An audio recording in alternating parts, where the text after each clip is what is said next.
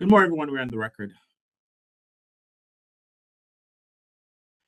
Good morning, everyone. As chairperson of the Alcohol Beverage Control Board for the District of Columbia, and in accordance with DC Official Code Section 2571 et seq. Of the Open Meetings Act, OMA, I am welcoming you to the regular scheduled meeting of the Alcoholic Beverage Control Board.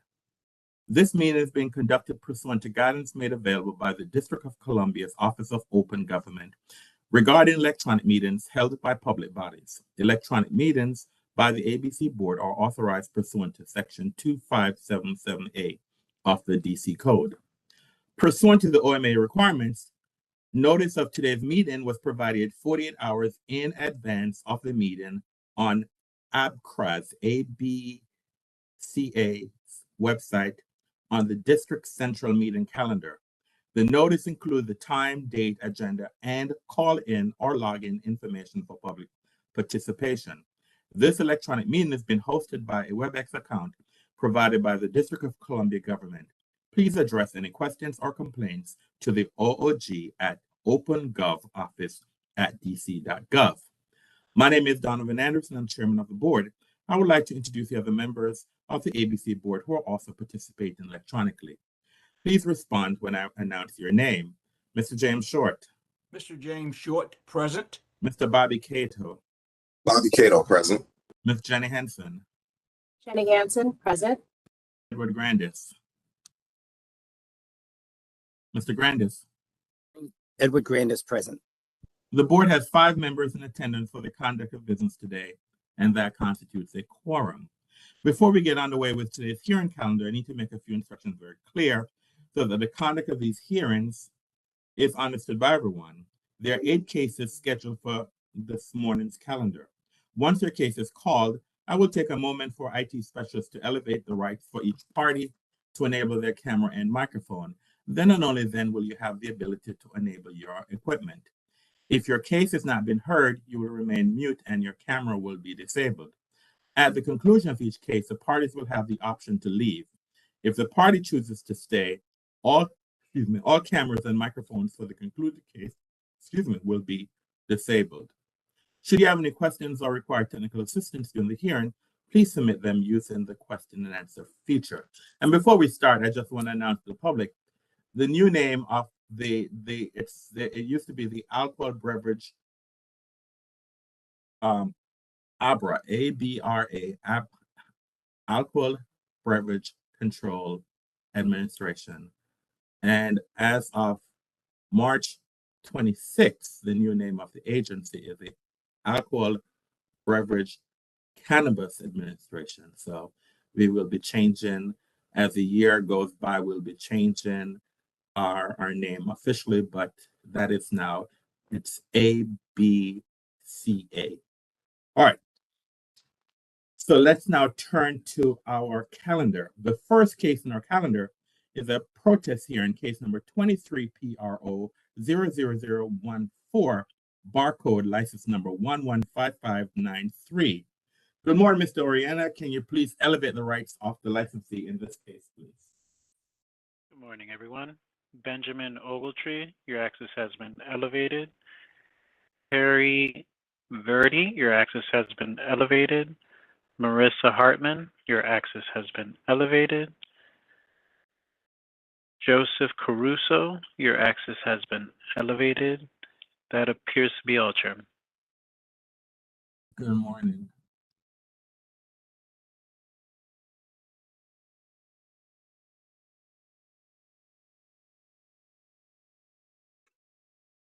Good morning.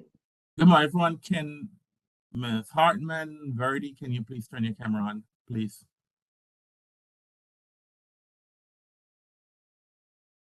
Good morning, Chairman.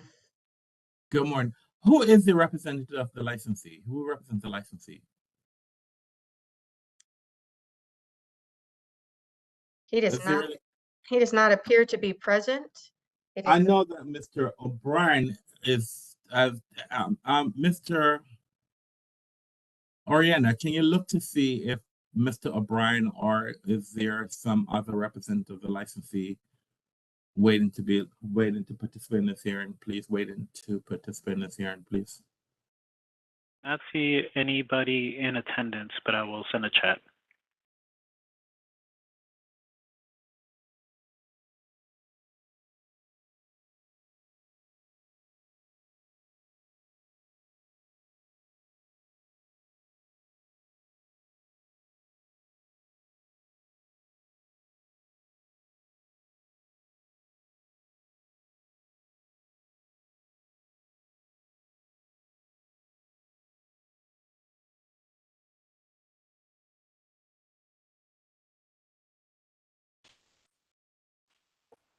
I'll just give one more minute before I start.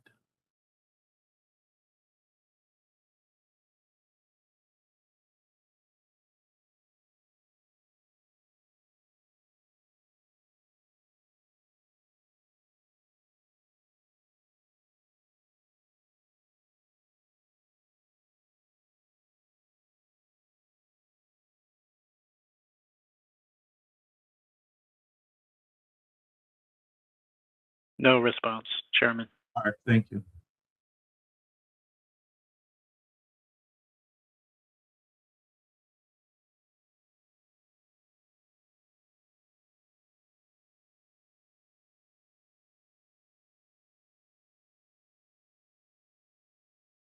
All right. So let's have the parties represent themselves. Let's start with Ms. Verdi. Can you please spell and state your name for the record, please? Thank you. Yes, my name is Kerry, Kerry. Last name is Verdi, V as in Victor, ER, D as in dog, I. And I, along with my partner, Ben Ogletree, who's in attendance, represent the group of 5 or more protestants in this matter. Mr. Ogletree, can you please spell and state your name for the record, please? Good morning, Mr. Chairman. Yes, sir. It's Benjamin Ogletree. Last name is spelled Ogletree. Good morning, Mr. Ogletree. All right. Mr. Caruso, can you please spell and state your name for the record, please? Joseph Caruso, JOSEPH CARUSO, representing the DuPont Circle Citizens Association.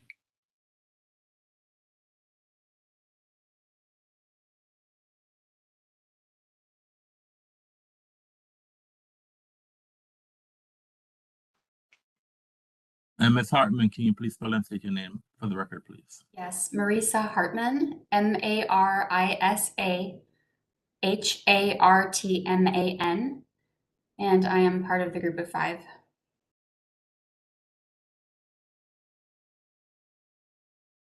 So the two protestants are the group of 5 or more and the DuPont Circle of Citizens Association. Is that correct? Correct. All right. I believe the ANC is also a protestant, but they are not present. Oh, the ANC is not here. So if they were, hold on, let me see. I don't.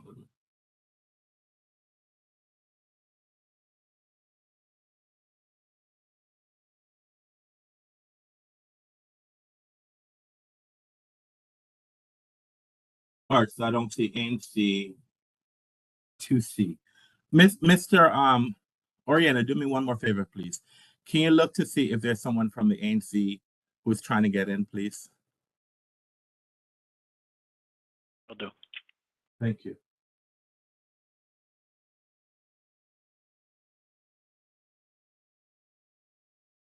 It would be a Mr. Schenkel.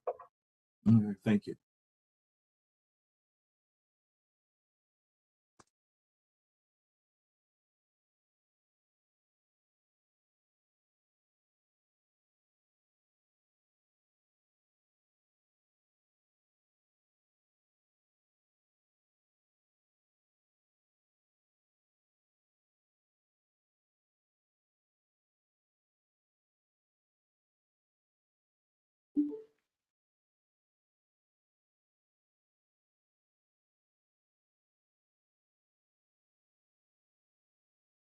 I'll give 1 minute and then I didn't realize that the ANC was not here.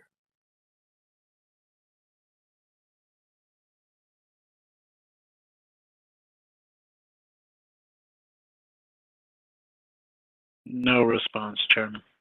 All right, thank you, sir. All right, this matter was scheduled for protest hearing status at 10:30 this morning. It is now 10:50. I'm trying to read it. 10:57. It's now 10:57, and this was a protest hearing status for a substantial change. The licensee was requesting expansion, increase of occupancy from 149 to 361, and the sidewalk cafe from 40 to 62.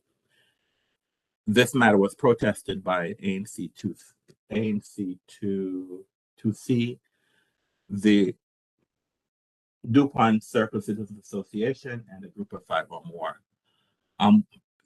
However, for the status hearing, the licensee is not here, and neither is the DuPont Circle, ANC 2C.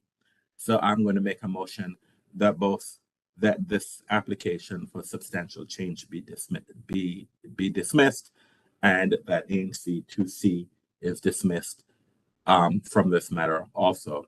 What this means is that both the licensee and ANC 2C will have 10 days to provide the board with reasonable notice why they failed to appear today.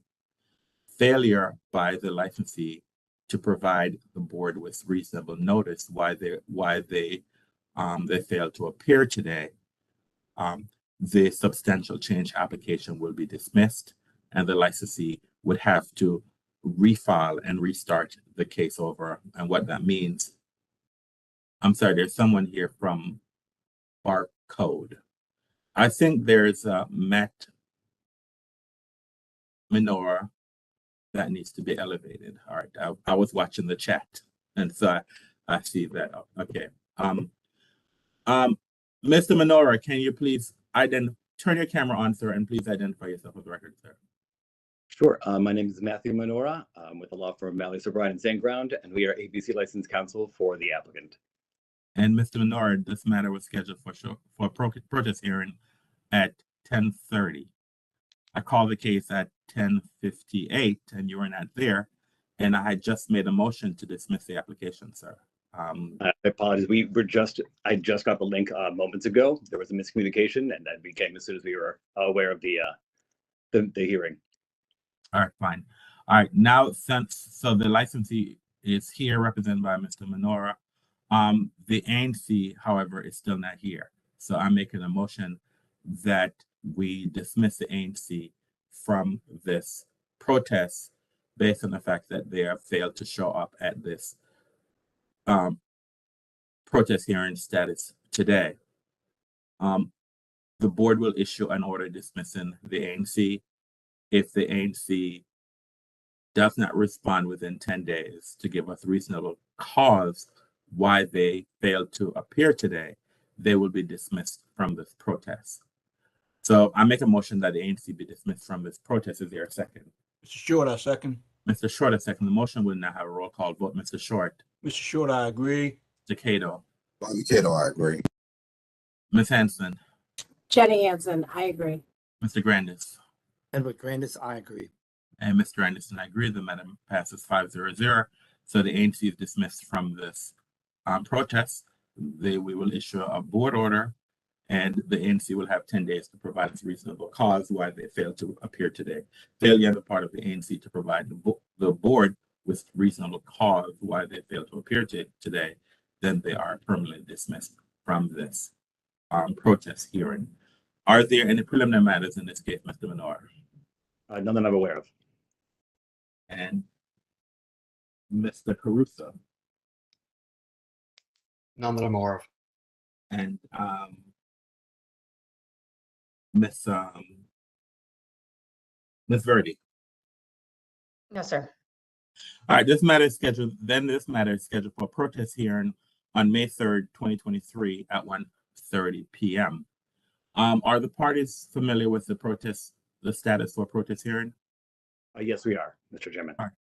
I just want to remind both parties that 7 days before the hearing, you are required to provide the agency with a PIP and also exchange the PIP with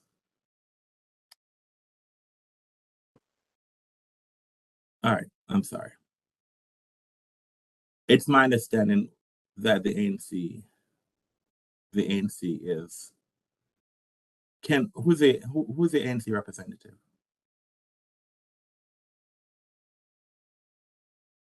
Mr. Shanko. Hey there. Can you please identify yourself for the record, sir? Sure, it's Michael Schenkel, Michael Shankle. I Mr. apologize Schenkel, for my tardiness. I just dismissed the ANC from the protest based on the failure to appear here today. So therefore, I need to undo what I just did, sir. So therefore, the ANC is now here for the hearing. So I would like to make a motion to reinstate the ANC back into the protest. Is there a second? Mr. Short, I second. Mr. Short, I second the motion. We'll now have a roll call vote. Mr. Short. Mr. Short, I agree. Mr. Cato. Cato, I agree. Ms. Henson. Jenny Hansen, I agree. Mr. Grandis. Mr. Edward Grandis. Grandis, I agree. And Mr. Anderson, I agree. The matter passed 6-5-0-0. Now the ANC is not part of this protest hearing. I've had asked all the parties before, sir, do you have any preliminary matters that you want to bring to the attention of the board? I do not. All right, fine. All right, as I had advised the parties, the protest hearing is scheduled for May 3rd, 2023 at 1:30 p.m.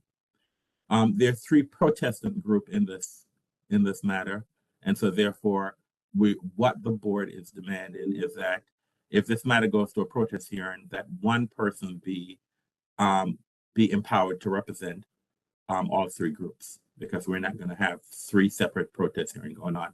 So the parties are advised that they need to identify who's the party that will represent the protestants at the protest hearing.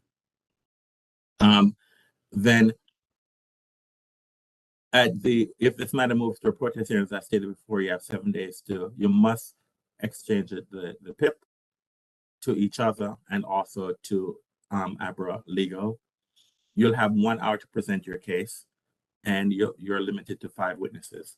Again, if this matter is going to a protest hearing, if you need more time to present your case, and if you need to bring more than 5 witnesses, please file a formal motion to the board requesting additional time and additional witnesses.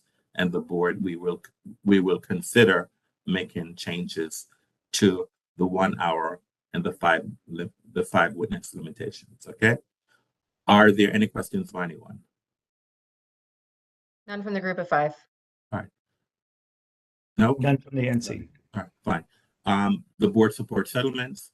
If the parties can settle this matter, if the parties believe this matter can be settled, please advise the agency as soon as possible, so we do not have to assign an investigator to this case. But if this matter is not settled, we will see you then for protest hearing on May 3rd, 2023 at 1:30 p.m. Thank you very much and have a great day. Thank you. Thank you. Thanks. Thank you. All right.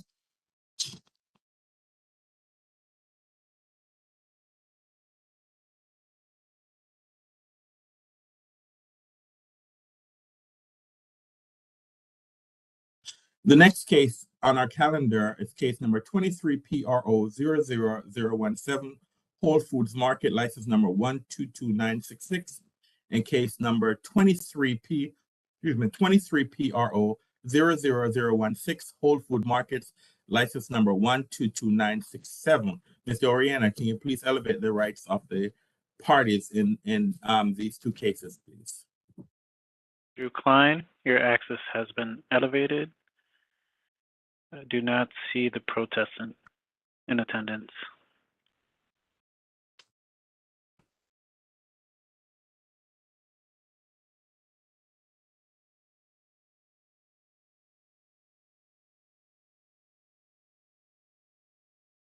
Can you reach out? I think it's ANC 4A. Can you one more reach out, please, to see? I don't see Mr. Klein. You said, did you elevate Mr. Klein? Can you please reach out one more time to, I see you, Mr. Klein. Can you please reach one more time to see?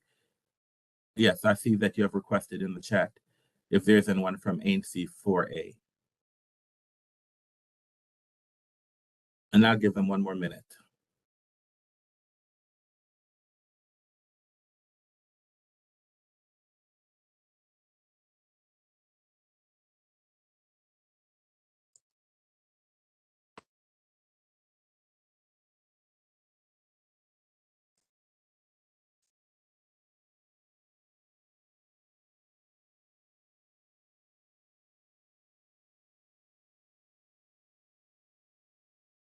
No response, Chairman.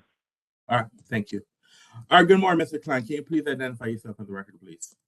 Yes, good morning, Chairman Anderson, members of the board. Andrew Klein, A-N-D-R-E-W, Klein, K-L-I-N-E. And what's your relationship to this case, sir?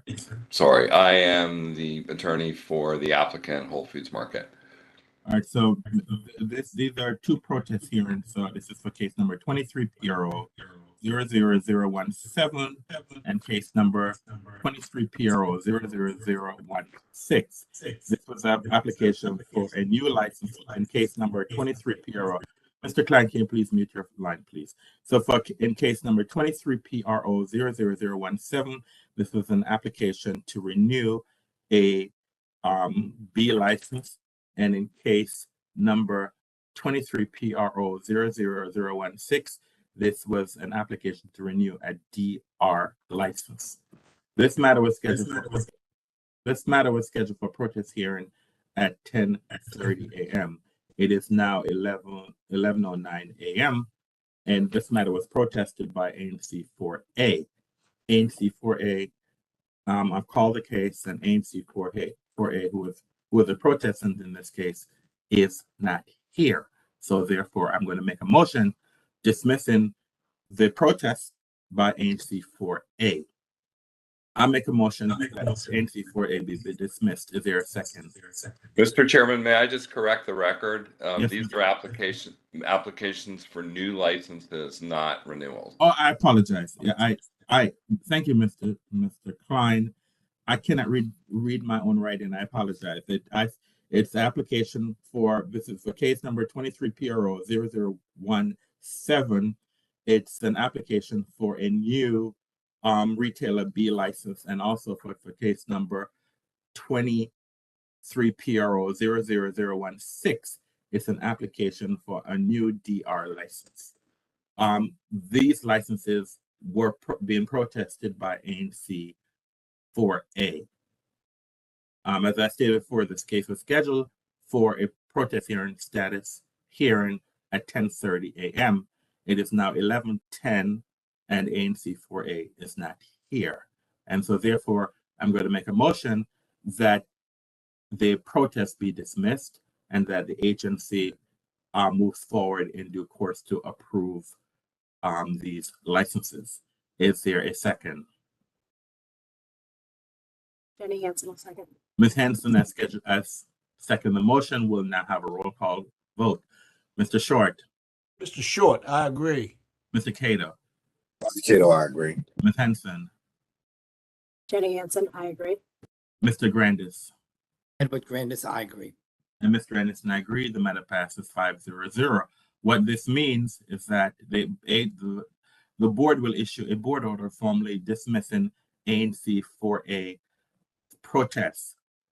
Failure on the part of ANC 4A to provide reasonable cause why they failed to appear today, their protest will be dismissed, and the board will empower the agency to move forward in due course to issue the licenses, the retailer B license and the retailer DR license. Any questions, Mr. Klein? No, I have none. Thank you. All right, thank you. Have a good day. Thanks.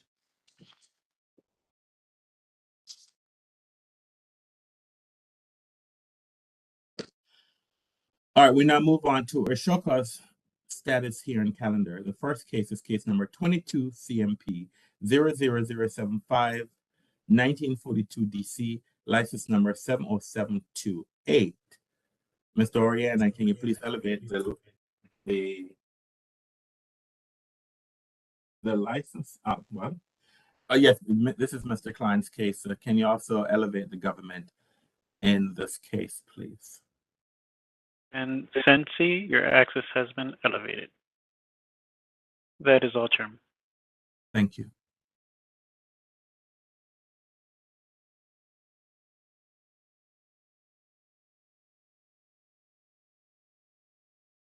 Good morning, sir.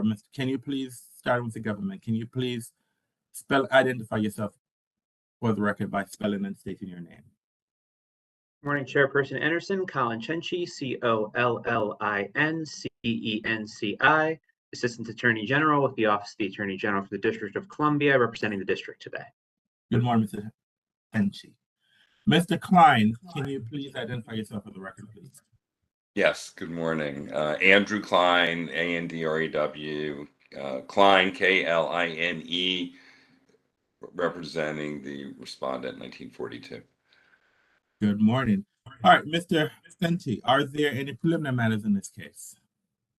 Just wanted to inform Mr. Klein that Christopher Southcott is the Assistant Attorney General handling this matter for the district. I believe he's attempted to reach out with offering compromise terms.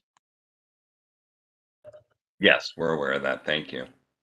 All right, thank you for making that representation, sir. All right, if this matter is not settled, then we have this matter then scheduled for a show cause hearing on April 26, 2023 at 1:30 p.m. I just want to remind the parties that if this matter moves to a show cause hearing 7 days before the hearing, the parties are required to disclose their documents and witnesses that will be relied upon at a show cause hearing. Failure on the part of either side to disclose documents and witnesses to each side and also to the agency, the board is empowered to prevent that side from relying on documents and witnesses that have not been disclosed 7 days unless reasonable cause has been shown. Any questions? From the government. None, thank you. All right, thank you very much. And thank you for your appearance today. Have a great day. All right, well. thank you. All right, the next case on our calendar is case number 21, CIT 00229, Proper 21, license number 113983. This case has been canceled. The government dismissed the case. See board order number 2023-158. The next case in our calendar is case number 20, CIT 00218, Proper 21, license number 102933. This case has been canceled. The government dismissed the case. See board order number 2023-157. The next case in our calendar, we have a fact-finding hearing regarding a temporary license application for an event on April 23rd, 2023. As part of its disc jockey. The applicant is Mr. Naif, N-A-Y-E-F, ISA, I-S-S-A. Mr. Oriana, can you please elevate the licensee in this case, please? You've Isa, your access has been elevated. That is all, Chairman. Thank you.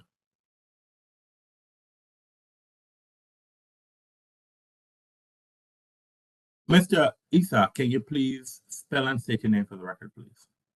Naif Isa, N-A-Y-E-F. Last name is Isa, I-S-S-A. All right, thank you. All right, Mr. Isa, this is you've been requesting temporary one-day license for this establishment, and you're requesting the one-day license with I think for the event that you are requesting is an occupancy, the location. This is for 1350 Oakey Street Northeast address. And the occupancy, if it's my understanding of that address, is at 1100. It's 1100 participants, and you're asking for 700 maximum participants. You have been requesting one-day licenses for this location. And so we need to ask some questions about your business model. why is it that you're not applying for? But let me start. This is a fact finding here. We're just trying to gather facts. Yeah, Okay. for sure. I got you. And we're not. The board can order. We're asking questions, and for this particular case, we will make a determination based on the responses that are given, whether or not we will continue to approve one-day license for this location. Okay. Perfect. All right. So the first question I want to ask you, sir, is it's my understanding that this address used to be the former city winery facility. Is that correct? Yes, sir. And so, what is your relationship with this this facility? Do you have any relationship with City Winery? So yeah, it's easy. So I'm actually opening up a space around the corner, which is just delayed with permits per DCRA and stuff. So I had booked events at my space thinking we were going to be open. And this is kind of the story of why I've been applying for one-day liquor license. So my landlord owns City Winery. City Winery went out of business in January. And they are in, I guess they're in like court or whatever. So he didn't want, since there's already an active liquor license there, we agreed that we shouldn't use the liquor license since it's not under my name or his name, it's under the old business. So that's why we ended up getting a written letter from the attorney as well as the landlord, allowing me to be able to pull one-day liquor licenses to be able to move the events from the actual space that I'm opening. But because we're delayed with construction, I'm just pulling the one-day liquor license because it is a space that is already permitted with an official CFO and whatnot. So that's pretty much why you're seeing me apply for the one-day liquor license. Hopefully within the next few weeks, I should have my place open, but because we're delayed and already had events booked out a few months in advance thinking we will be open, but because of delays with DCRA and permitting and stuff like that, this is where we are. So this is kind of like the summarization of it all. In reviewing your okay, so you have answered the question that you do not intend to apply for a permanent license from this location. So how many events do you plan to have at this? I know that we have approved a series of one-days for this license, this space, and I believe that there's a series of one-days. So how many applications do you currently have at the agency for this location? Yeah, I mean, I'm honestly, I'm probably like 2 to 4 weeks out from finalizing the space, maybe give or take a couple weeks. And we do have a few events.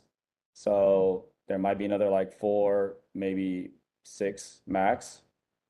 But I mean, just kind of like a little like deflated because it's like, I'm trying to open up the space and which delays and then having to set this up and it's causing just more work for everybody. So I'm just kind of like, stuck in a place right now where I just have to make sure we do these events because these are like big touring talent. So some of them are like live shows, kind of like what you would see like a Union Stage and stuff like that.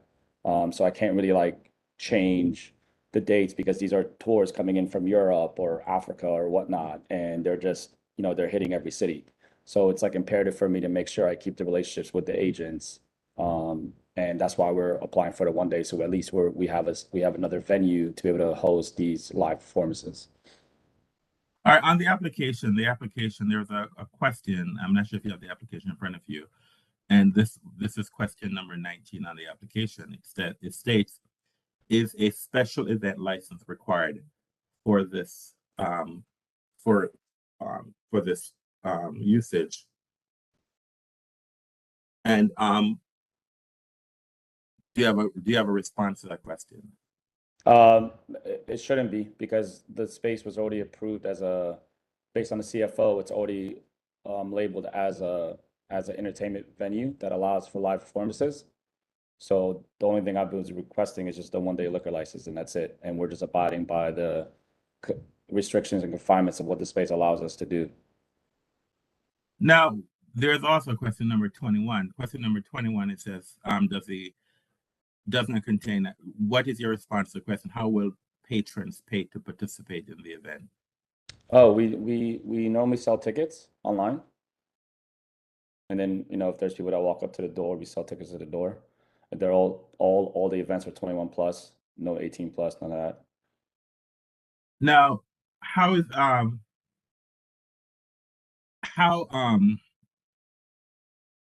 tell us about how is the security to access the property? I mean, is there metal detector? Is there wanding? Is there bag search? Tell us about how is it that folks will be able to enter, the type of security arrangement that you have for folks to enter the establishment. Yeah, we do back searches. We generally don't do wand or metal detectors. I mean, knock on wood, I've been doing events for a long time. I've never had an issue. I'm doing events in DC for over 15 years. But yeah, I mean, we just do generally back searches and just kind of keep an eye out for anybody who's looking suspicious or whatnot. We hire a really good security team that I've been working with for a while. And I mean, as you can see, you know, for the past few events that we've done, there hasn't been any incidents or any of that nature. So how many incidents have you had at this particular location? How many events? Yes, so far. How many events have we approved? I believe you guys, I think 8 or 9, maybe 10, something around there. And if you give me time, I can look it up, but it's around 8 or 10 events that we've done over the past 6 weeks. So tell us about the security that you've had, that you hire. In what capacity? They're licensed and insured. You know, we normally have 2 people out front, another person kind of hanging in like the perimeters of like the entrance. So just in case people are getting their Ubers or whatever, we have somebody making sure they're safe getting in there. We have 2 securities by the bathroom, 1 woman, one male. We have security by backstage. We have security on the stairs. We have security by the actual stage. So I generally have anywhere from 12 to 14 security guards. And how do you promote the event? Through our networks, so through our social media, our email list. Also, the artists generally have a really good following of who we book, so fans come out to see them. So I should have asked you this question at the beginning. So Sure. tell me, who are you? Tell me, give me your background and your experience in this industry, sir. So I mean, I've been doing events in DC since I was like 21, 22. I'm 40 years old. Separate from doing events, I also own a pretty good restaurant in DuPont called Residence. So I have that, and I have my company called New Andros, which we do a bunch of like music and art events all around the city. You know, been in publications, you know, paper magazine, medium.com, kind of really helping elevate the cultural and arts and music scene in DC and trying to really help put it on the map, because, you know, everybody looks at us in terms of just being a government place, but we have a really cool art scene here. And so try to really empower that scene. Separate from that, my biggest project to date, which is the one that's delayed right now, is we're opening a multi-use events arts space in conjoined with a Lebanese Mexican restaurant where the old Big Chief used to be in Ivy City. So this is a really big project that we're really, you know, galvanizing and really helping kind of put Ivy City on the map. And it's like a $6 million project that's been in the works for 2.5 years. And we're in the final stages of it. All right. Any questions by any board members? Go ahead, Mr. Short. Thank you, Mr. Chair. Mr. Issa, how are you this morning? Great. How are you, sir? Great. How many years have you been in the entertainment business in Washington, D.C.? Will you state that again for the record? I would say at least 15 years. Starting date when? Oof. Say like 2000 and maybe 6, 7. And where was your first one located? So I was always just a promoter. I didn't own any businesses or nothing. I was just getting, you know, the normal pay per head, submit a guest list to the owners, and they would check off, you know, how many people I brought and get paid, you know, okay. per person. Have you had a licensed brick and mortar business, entertainment business in the District of Columbia? A brick and mortar? No, I always worked with venues directly, and then I just worked my way up to finally being able to open up my restaurant 3-4 years ago, and then now also opening up another place where I'm actually going to have a licensed brick and mortar as well. So where's your restaurant located? Right now, one is in DuPont Circle.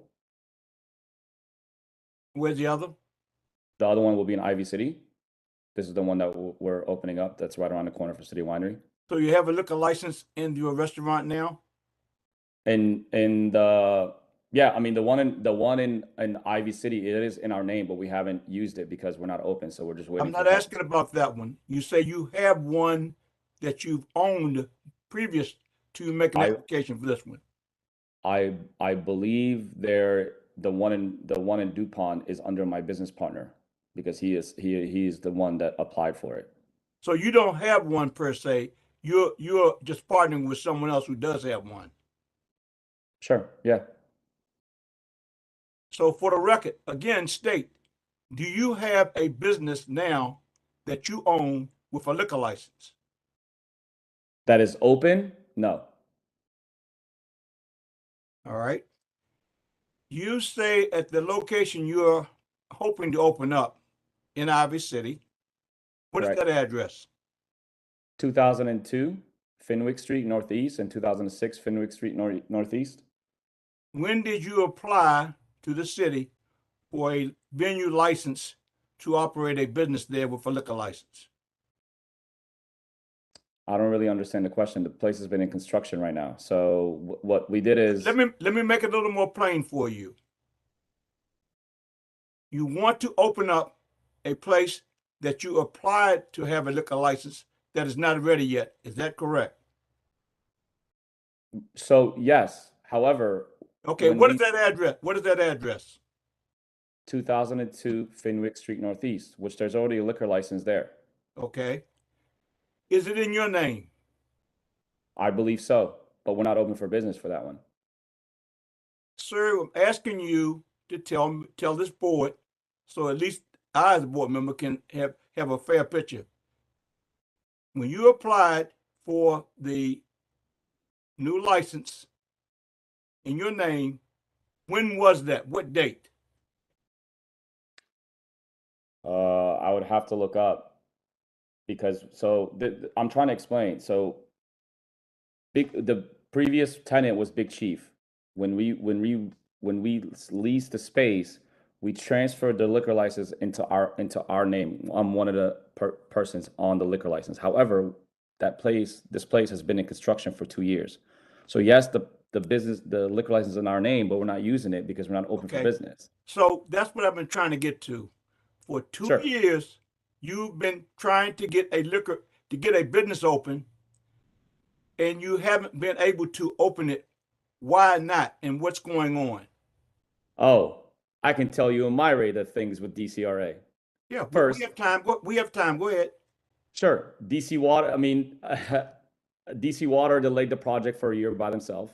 You know, it took them 8 months to come out and do a sample water test because we had to upgrade water lines and they wouldn't allow us to do a third party. So that was delayed 8 months by themselves just on that part. And then it took them another 6 months to approve the water plans that we paid people to design. So literally about 14 months was delayed on just DC Water. Separate from that, I mean, I can go through we had DOE, like we've just spent, you know, so much money with lawyers, zoning lawyers, BZA relief. Just did you have any idea when you looked into this business that you want to open up that's taken all this time? Did you have any idea it would take you this long to get a license there? No. No. Okay. Now, here's another point. You've been asking for 1 days in someone else's business, correct? Well, but their business is not available. They're closed. But yes. But it's not your business. It's someone else's business, correct? It's the landlord's. My same landlord owns both properties. Help me to help you. Just Sure. answer the questions as clearly and truthfully as you possibly can. I'm on I your am, side. yeah. I'm on your side, I got Mr. Isa. Mr. Isa, I got you. You've been at this now for, as you're saying, almost a year, correct? 2 years. 2 years. How much longer do you think this board should allow you to have 1 days until you get this straight? How long, if you were sitting on the board and I were applying to you, knowing the city regulations and rules as you do, apparently you know them, correct? Sure. How long would you expect the board to give me if I were sitting in your position and you were a board member? Honestly, indefinitely, unless I do something wrong. So You know, if it takes 5 more years, and if you don't do anything wrong, just we're supposed to continue to give you 1 days. Is that your right, understanding? because Mr. Short, I'm not just employing myself. I employ, anytime we open up a business, there's about 50 to 70 people that are making money that night, that, you know, single mothers, all these type of people who really. Mr. Issa, I'm not trying to be controversial or anything other. I get it. Okay, just let me finish. Sure. 2 years you've been doing this. You have no idea when it's going to be completed, or do you have an idea when you'll be ready to get a license? So we were, but now we're delayed with just a few things. But this is not like a 2-year thing because, you know, we're burning money. So if it's not going to be a 2-year thing, give me an approximate date. You'll be prepared to open. Give us a board approximate date. Let's say June, just to be on the safe side. June of what year, sir? Oh, June of this year. I'll go out of business if I don't open up in the next 3 months. I'm already burning through. Would you say again, June of what year, sir? Sorry, June of 2023. Okay. And if that doesn't happen in June of 2023, what should this board do about your temporary requests? For that specific place, then yeah, don't give me licenses anymore. If that's what you want me to say, go ahead. That's no, totally that's fine. not what I want you to say. I want you to give us the truth and give us a perspective. We as a board have an obligation to the city and other businesses, because sure, if other persons like yourself just move into a pre-existing business without a license and start asking for 1 days, it might become something that everybody else in the city would expect, because they would say, I want to be treated like Mr. Issa was. I understand. I have a place, but it's not ready, but I just want to rent this other person's place with 1 days until I'm ready. Now, my next question would be for you. Currently, where we're giving you the 1 days, what is the name of the security company that you're using? I can get that for you. Give me 1 second.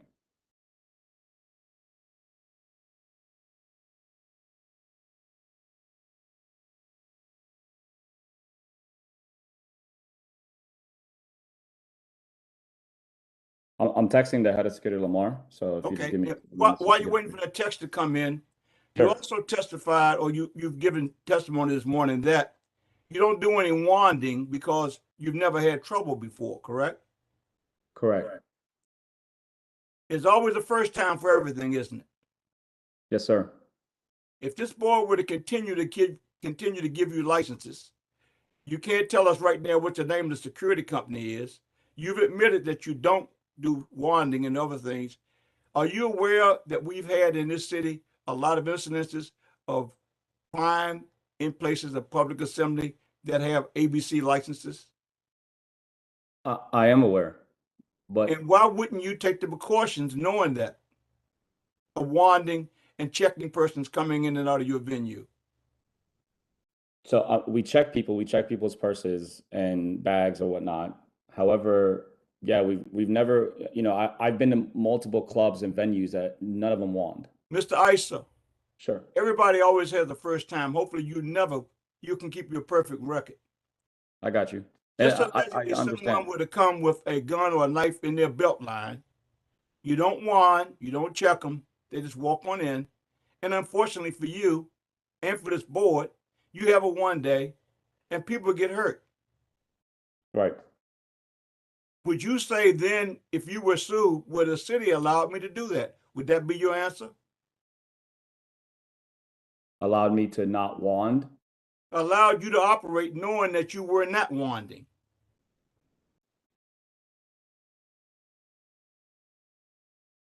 I don't know. Okay, well, if you don't know, think about it. But let me ask you a question. Do you think it would be advantageous for you to say to the board today, maybe I should start, or maybe I will start, maybe I'll do those things while I'm having these temporary 1 days, because by June, which is only a couple of months away, as you stated, if you don't have one by then, we should not give you any more 1 days. Is that what I understood you to say? I would prefer not to go down that route, but I feel like that's kind of what I'm kind of being pushed towards to say, because I feel like you're trying to have me give you like a hard date of when. I didn't ask for a hard date. I said an approximate date when you would be open. An approximate date. We can each word it differently, but that's how I took it. Right now, your answers don't seem to go towards you knowing or having any idea, because right now the 1 days are working out well for you. So what would be the big rush? It's not true, Mr. Sword. It's not true. I'm literally bleeding $30,000 of rent every month for a place I'm not open. How much money do you make when you run the other club? What? Much less than that. I'll tell you that. Because I have to bring in every equipment for 1 day and take it out, and then bring it back in and set it up and take it out and pay all this labor and wages and all that stuff. It's not a fixed venue. So not to belabor this and not to seem like I'm browbeating you. I feel like a little bit, but it's okay. Wait a minute, I'm just asking questions. For the last 2 years, you've been bleeding like crazy. You've been getting the 1 days, and you're just making. I only started getting the 1 days at the end of February, because we had assumed that we would be ready by end of February, and we were not. So this hasn't been like a thing where we've been doing 1 days for like 2 years. When's the first time you ever got a 1 day in the District of Columbia for anything? Me? Yes, you. So we had this. It was me and my partner Afshin, which we had that conversation with you guys a few weeks, I think in November or something. No, I asked you, what was the first date you ever got one approved? The first date you ever got one approved in the District of Columbia from this board? I would think June of 2019. And this is now 2023.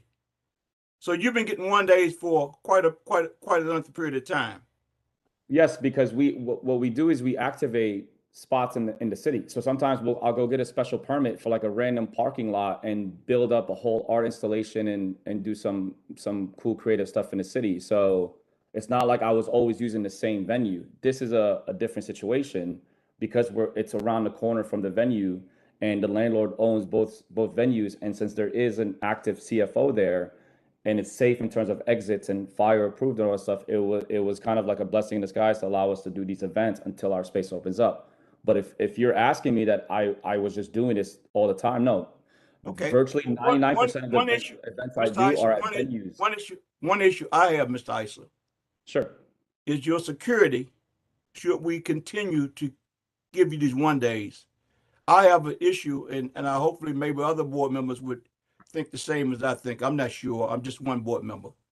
But I have issues, and I want it on the record that if this board continues to give you 1 days, that your security becomes a little better, and that you provide this board with the name of the security company. I have the name right now. It's okay, that's fine. For the record, what is that? iPurpose. Are they registered with the District of Columbia, MPD? I believe so. Yes, iPurpose Management Consulting Firm. So you're saying they are, for the record, you're saying they are registered with I'm confirming with them right now. I don't want to speak out of line. Okay. But just to go back, I will start wanding, and you can put that on the record to make sure we're going above and beyond and making sure we are doing. I can't make you. This board can't make you do anything. No, I know. But this I'm is saying something, from our end, and I took your point. There's a first time for everything, and I do believe that. I agree with you. All right. I'm not arguing. I'm stating it for the record that moving forward, I will wand. Okay. Well, let me not hold up any further. Mr. Chairman, I've heard what I've heard. I want to hear now from you, Mr. Chair, and other board members on Mr. Eisler's application. Thank you, Mr. Eisler. Thank you. Thank you, Mr. Short. Any other questions by any of the board members? Yes, Mr. Chairman. Go ahead, Mr. Grandis. Good morning, Mr. Eisler, I believe. Yes, good morning. You said earlier in your presentation that you had booked some of these national, international groups when you thought perhaps by the time that event happened, you would be open in your place that you have been spending all this money on. Is that correct? Correct. Okay. And we all know there's a lot of hurdles at DCRA. So just a little bit.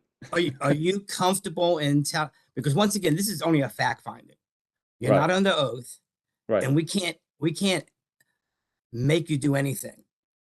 Because we're really just trying to learn about the business model and when you'll be, why you're having these one days where you are. So you have said that you believe by June all the hurdles will be done and you will have your C of O, so to speak, to put it, lump it all together. Okay.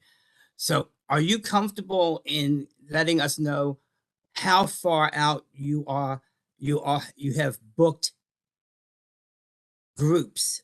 Because I understand, I think we all understand some of these groups book real quickly. They book out several years. So are you comfortable letting us know how far out you are booked? Yeah, I mean, I have shows booked through December, but not all at my venue. I mean, I do events. So at sorry my to interrupt venue. you. Yes. Sorry, no problem. I understand. So, yeah, I think the latest show I have right now that's confirmed is, I believe, October 28th.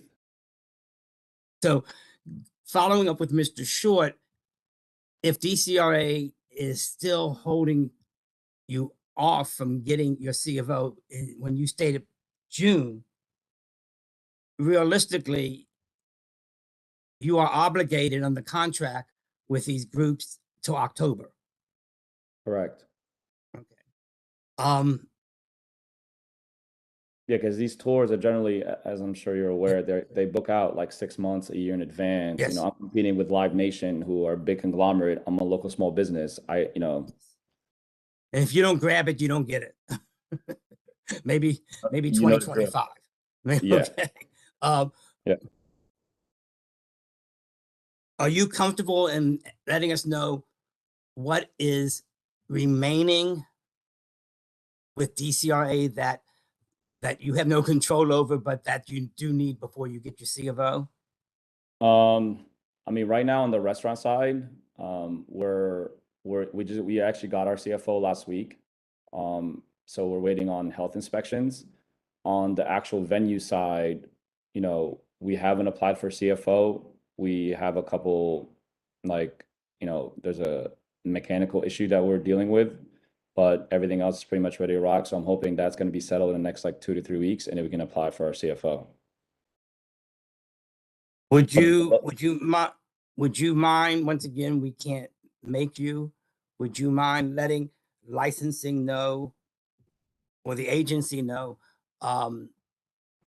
in 2 or 3 weeks where you are regarding 100%. Because I think part of our mystery is that it appears, without knowing any more context, that you're enjoying your one-day applications. I am not, I promise. Can I explain why? Because yes, I booked these artists with these big agencies at the venue that I promised and send them pictures and renderings. And then because we're delayed, I have to literally every time message them, get on a call with management, explain why, have to literally apologize and send them a whole ordeal of how we're going to set this up and make this right and whatever. So it's like I'm having to do double the work, and it's not in my best, it doesn't do me any justice to do this, because on top of me having to pay rent at the other space, I'm also paying rent at my space. So financially, it doesn't make sense for me. From my rapport with the agents, it's not a good look because I'm constantly having to push those. So trust me when I tell you, it's not in my benefit to do this. And I also keep having to do, when we do these one days, I have to bring in equipment, set it up, and then take it back out because the landlord has other uses for the space. So whereas if it's in my space, I have my built-in sound, I have my built-in stuff. I don't have to do anything except set up what I need to set up for that night. So every time I do a pop-up is what what we call these, I have a crazy amount of stuff I have to set up for these events. Mind you, the money part of renting and then also paying for space I'm not utilizing.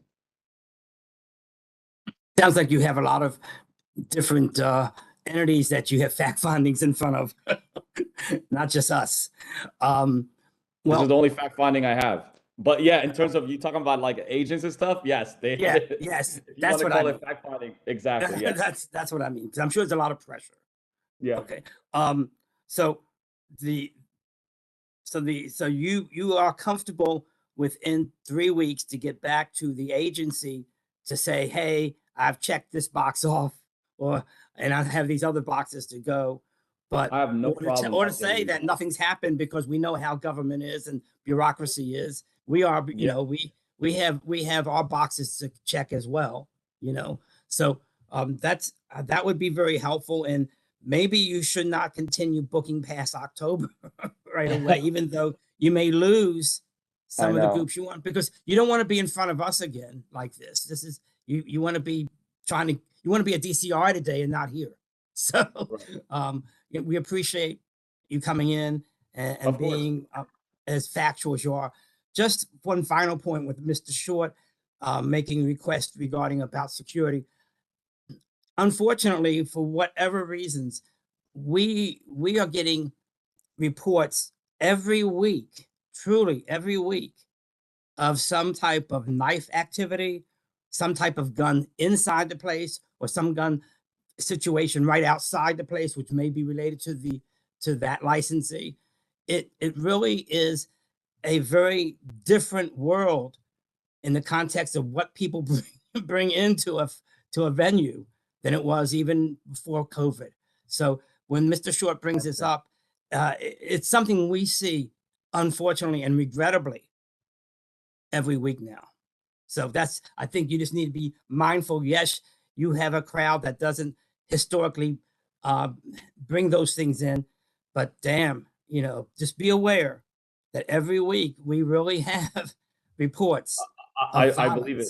I'm seeing it. I believe it. My car window got broken. So in Mr. Short's concern with you, it's very legitimate by this board that we don't want, and you don't want, of violence in your facility, and whatever steps you can take to avoid it, you should be considering that.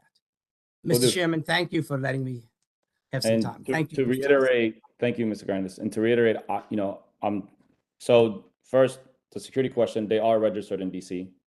He just texted me, they are registered in DC, and I'm informing them that moving forward, we're gonna wand everybody that walks in. So you guys have my word on that. And I do believe there is a first time for everything. So it's better to be a little pessimistic than optimistic, even though I've kind of rode the wave of not having any issues. But I do agree. I'm not going to argue against that comment. All right. Thank you, Mr. Brandis. Any other questions by the board members? Mr. Isaac, okay, this fact finding was, we had approved all the 1 days that you had requested prior to April 1st. Correct. This fact finding, it was for the April 1st, 2023 date. So correct. That's one of the reasons that we need to get more information from you before the board will approve or disapprove this event. Just as an FYI, you're aware that at all these events that you need to have ABC licensed managers or the owner needs to be there. Are you aware of that? Yes, sir. All right. Just as an FYI. All right. And sorry to cut you off. Yes, Chairman. sir. I have no problem updating you guys every 2-3 weeks.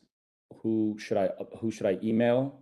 Well, what I say, you can just send to the licensing. And I just want to correct the record. There's no longer a DCRA agency. It's the Department of Buildings. Yeah. It's the Department of Buildings. There's no longer a DCRA, and so it's a good rebrand. All right. So one of the things that I'll say, sir, you can just update licensing, and this is what I will say to you. Each time that you are applying for one day, why don't you provide us an update with what's going on? Because at least if you provide us an update, when the board looks at the application, the board will know where you are in getting in having your permanent space completed. And so that I would recommend that you do that just with the application that you submit. You provide us with an update of where you are and what needs to be done, what you believe needs to be done for you to get a certificate of occupancy for the space. And I think that would be helpful for the board.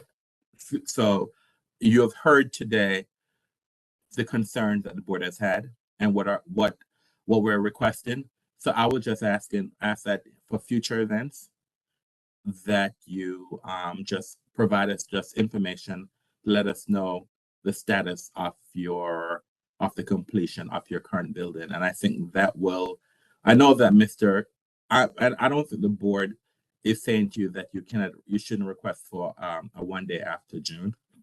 But I think that if you provide us with a schedule of, to the best of your ability, of what is it you're receiving, what is the holdup, I think the board will listen and make a determination based on facts, based on information that are provided to us. Okay? I understand. All right, so we'll take this matter under advisement, and you'll find out shortly whether or not we are approving the event for April 1st, 2023. Okay? Any other questions? No. Thank you so much. All right. Have a great day, sir. You too. Thank you. Bye-bye. All right. Our final event for the final calendar event for the morning is a fact-finding hearing for case number 23-251-00003, Air Restaurant, license number 117404. Mr. Oriana, can you please elevate the rights of the licensee and the licensee's counsel, which is Andrew Klein, the ABRA investigator, Jeremy Zolokoffer, and Sergeant Varnick from MPD, amongst others, please.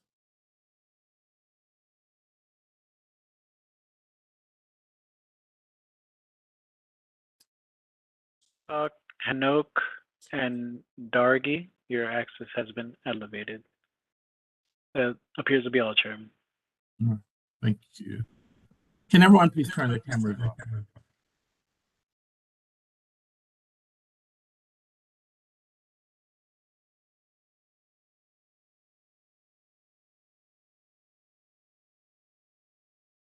I don't see, okay, Mr. Zolokar. Not sure why. I'm not sure why it's not showing me. Can you see me? I see the background. No, I can see are you sitting in front of the camera, sir? Yeah. But if you're sitting in front of the camera, then if I see your background, I should see you. I'm seeing your background, so what that tells me that you're not sitting in front of the camera. I'm sitting directly in front of the camera, sir. I'm not sure. Why don't you? Let me stop the video. I'll try and stop and then. Yeah, I mean, if I'm seeing your background, I should see you. So why don't you log off and log back on, and maybe you would, or maybe you're a ghost. That's why we're not seeing you. Not sure to even find that. Switch to the laptop.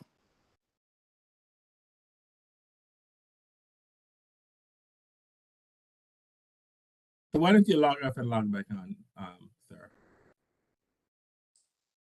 Mr. Oriana can elevate your rights again.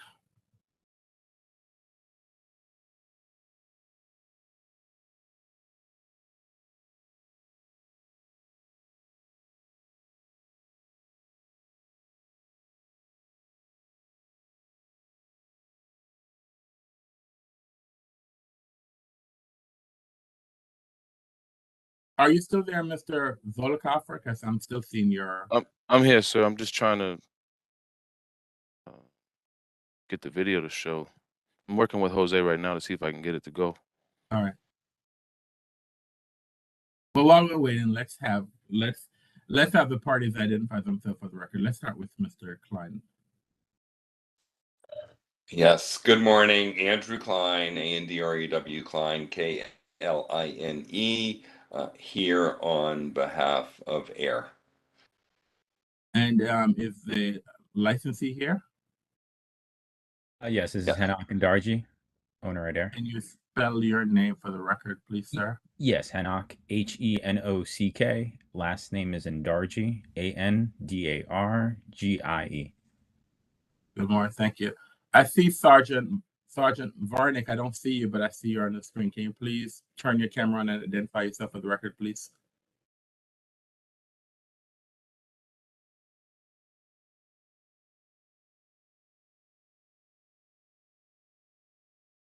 Mr.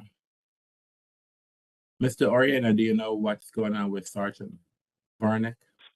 Sergeant Varnick. Okay. Sergeant Vernick, Metropolitan Police Department. Sorry about that.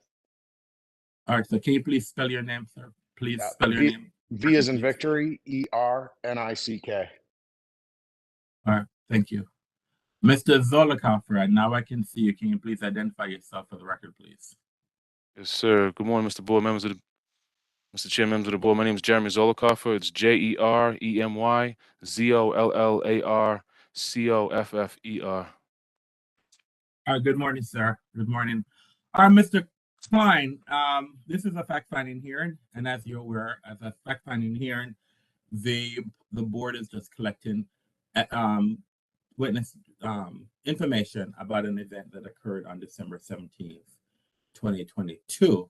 The board has not made any determination what our final action is. We're just collecting information. As you are aware, the parties are not under oath. The board cannot order your client to take any specific action. And at the end of this hearing, the option that the board has is to either no further action or to submit this report to the Office of Attorney General for further action. So those are where we are. And so basically the background: on December 17th, 2022, a verbal altercation inside the establishment led to the ejection of a patron. The ejected patron attempted to re-enter the premises, but was rejected. The shooter then leaves the establishment, or the alleged shooter then leaves the establishment, and after getting into a fight with the victim, pulls out a gun and shoots the suspect. The report indicates that another person was shot and that the shooter banished the weapon towards a group of people. So I'll have Mr. Zolikofter. He can just update the board on the report that he has written. Then it's my understanding that Sergeant Varnick, you also from MPD wanted to be here, so you can do your input. And then Mr. Klein, you can speak on behalf of your clients, and I might have some questions for your client, but we'll see. Here we are. This is where we are. Any questions before we start? No, Mr. Chairman. All right. No, sir. Thank you. Mr. Zolikoffer, can you just bring us up to date while we're here today, sir? Sure. So on Saturday, December 17th, 2022, at approximately 1:15 a.m., investigator Zolokoffer was monitoring Adams Morgan and observed several MPD officers and fire emergency medical services responding to a call for service around the 2400 block of 18th Street Northwest. The incident became taped off immediately by MPD. Investigator Zolokoffer met with MPD 3D Sergeant Dale Vernick and other on-scene MPD officers. MPD advised investigator Zolokoffer that there was a shooting that took place and the victim was laid out on the sidewalk receiving life-saving emergency chest compressions.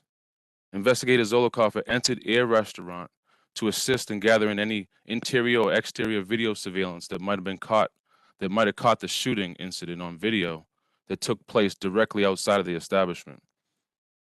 Investigator Zolokoffer made contact with ABC manager Moya Dean and informed him of the shooting incident and that ABRA and MPD are trying to locate where these two individuals were prior to the incident.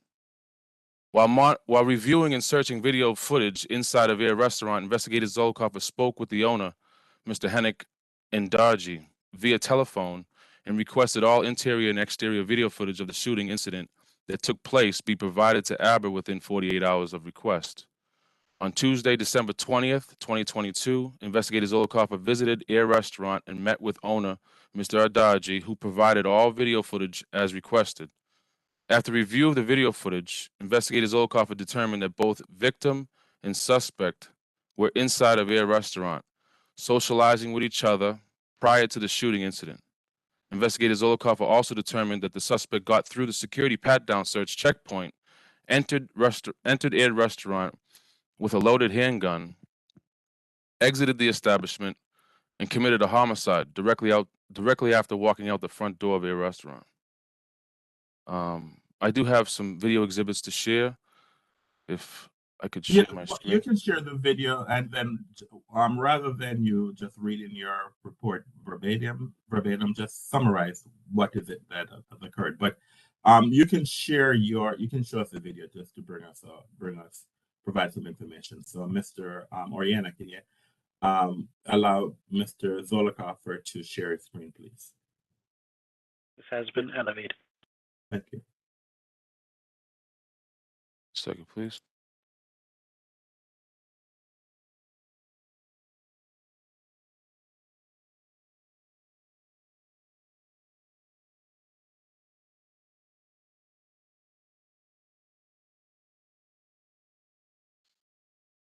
So the first, I'll show you Exhibit 5. Exhibit 5 is going to show the victim entering the establishment first.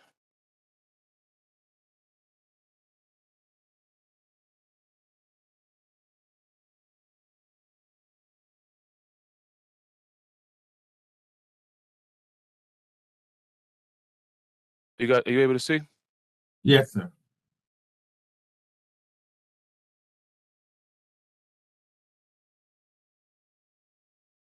Point him out when he comes up.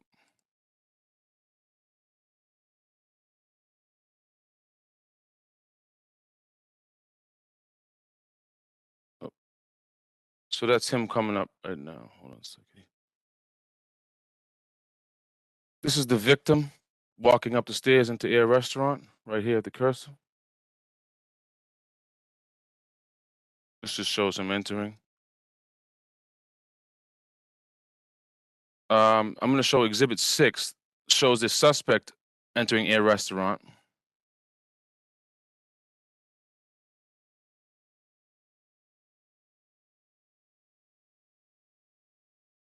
The suspect being this guy right here with the gray sweater and brown Timberland boots.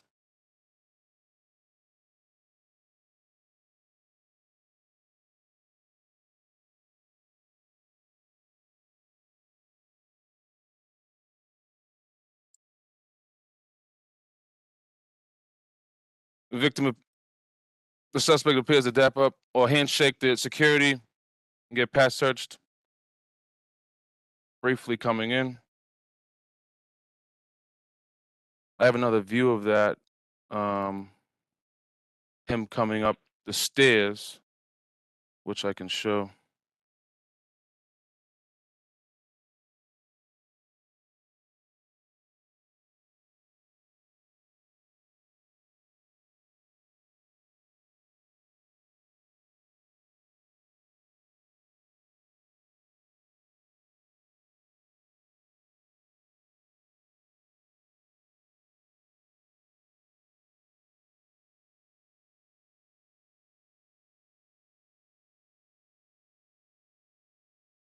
These are the 3 others that came in with the suspect. Suspect coming in last. Right here. Entering Air Restaurant.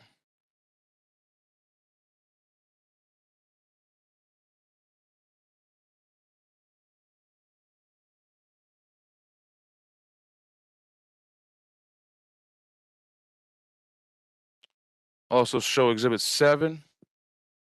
Exhibit 7 shows the alleged aggressor, the victim, after the verbal altercation. I'm gonna go to Exhibit 4. Apologize. Exhibit 4 shows the victim and suspect socializing inside of the restaurant and then get into a verbal altercation prior to the shooting. Exhibit 4.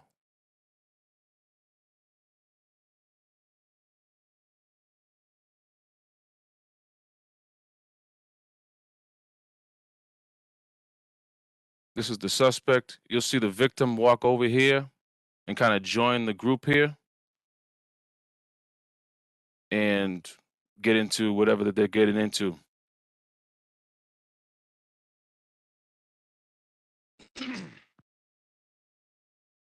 It appears this person right here had an issue with the victim first.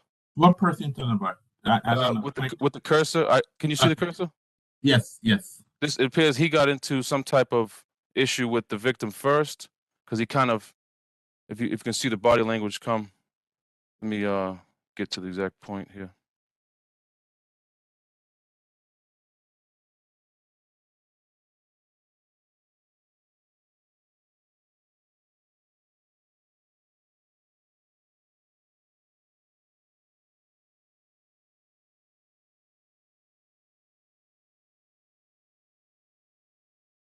Where was this, Mr. Volokoffer? Where was this in the establishment?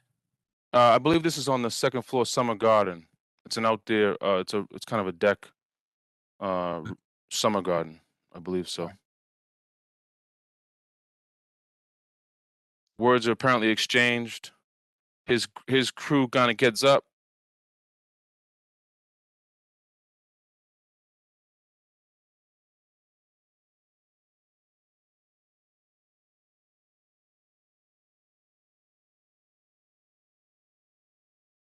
I think this is where security intervenes and separates the alleged aggressor.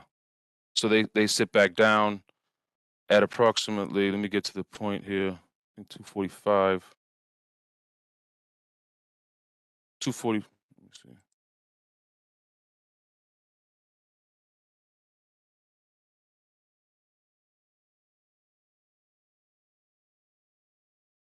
So at this point, they've been separated. You'll see security staff come over and kind of acknowledge, here they are right here, that he's kind of been kicked out, or I'm not sure what the message was relayed at this point, but they exchanged a handshake, and I believe that's when he tells them that the other aggressor has been kicked out.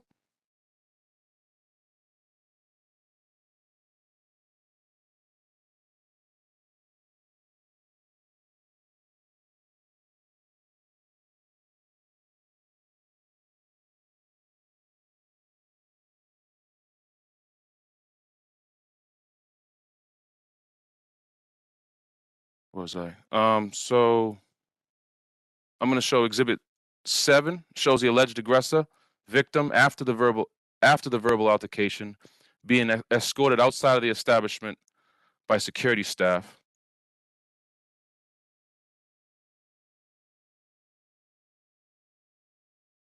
You'll see him come over and sit down on this chair while he waits for security to make their mind up on whether he's going to be removed from the establishment or not, I believe.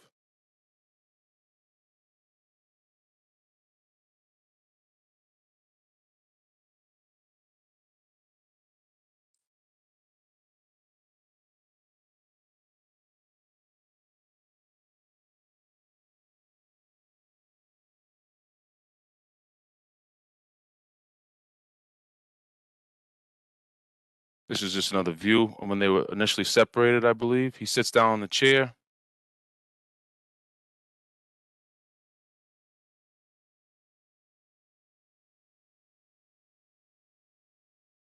Security makes their way over to him. And this is when they remove him from the establishment.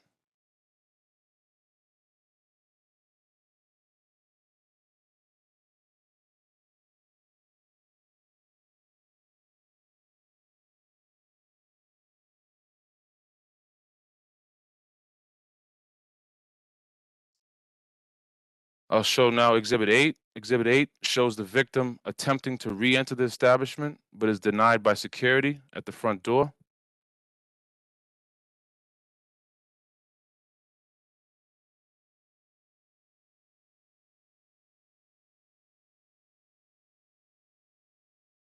So approximately how long after? That he attempted to try and come back in? Yes. I believe it was immediately. Okay. He was removed from the establishment, and he left his friend. He walked in, I believe, with one other, and he was out there by himself trying to get back in after he was just kicked out, and he was denied. So he kind of sits around here for a few minutes trying to negotiate with the security staff to let him back in, and he's unsuccessful in getting back in. They talk for a while.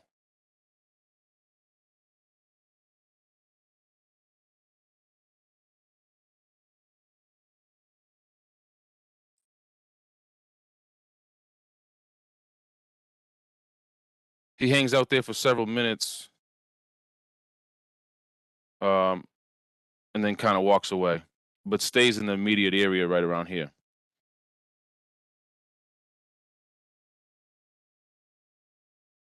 Next, I'll show Exhibit 9, shows the suspect exiting the establishment approximately 10 minutes later.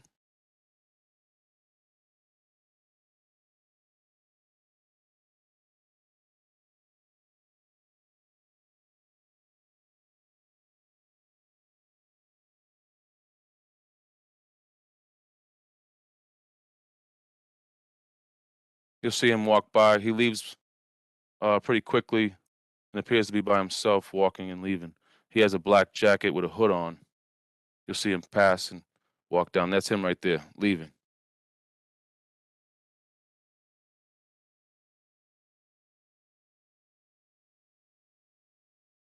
Exhibit 10. Exhibit 10 shows the suspect exit the front door of the establishment, walk directly up to the victim on the sidewalk.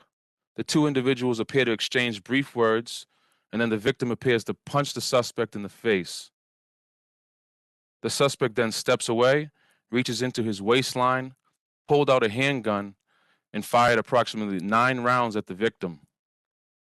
The victim was pronounced dead on the scene by Dr. Robert Holman, medical director from DC FEMS, at approximately 1:40 a.m.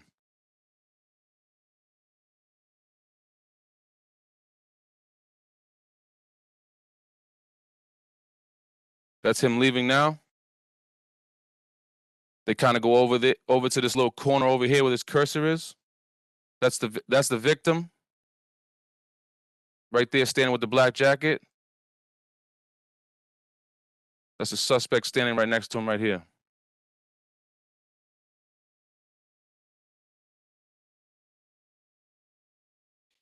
You see the suspect? Oh, I'll let you watch.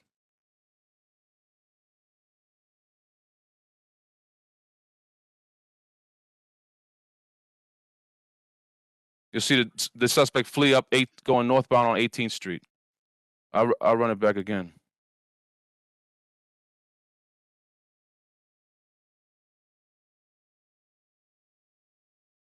The victim is right here. He appears to punch the victim first, punch the suspect first, which creates a separation. The suspect then reaches into his waistline, pulls out a gun, and shoots several rounds. I counted approximately 9 rounds. So let's back up a little bit, Mr. Zollicoffer. Now, the shooter, you're saying that was the shooter the person who entered the club and greeted the security guard, and the security guard did a handshake with the security, and then he entered the establishment. Was that the person that we're talking about? That is correct. I can pull that video back up, but that is the same. The shooter is the same person as the suspect who So when he entered the establishment, he greeted the security by doing a handshake, and then the security did some type of pat down. Is that correct? That's correct. And so you're saying then that, so it would appear that well, let me ask you a question. When based on the video that you have, when the suspect exited the establishment, did it appear that he went to a car, or did he go directly to the victim? No, he went directly to the victim. You can see him. This view that you're looking at, Exhibit 10, is the front door of the establishment. So he walks directly out of the front door. He immediately goes over to this little corner, which is to the left of the entrance if you're walking out, and he gets into some type of additional verbal altercation with the same person he had a problem with upstairs, and that's when he pulls out his weapon and shoots him. But the question I also have to ask you: does it appear that the suspect had contact with anyone else after he exited the club prior to him? I'm sorry, the restaurant prior to him interfacing with the victim? Absolutely not. I don't believe that's the case. I believe he had the weapon on him, and he walked directly out. I don't see anybody pass off any weapon or anything like that.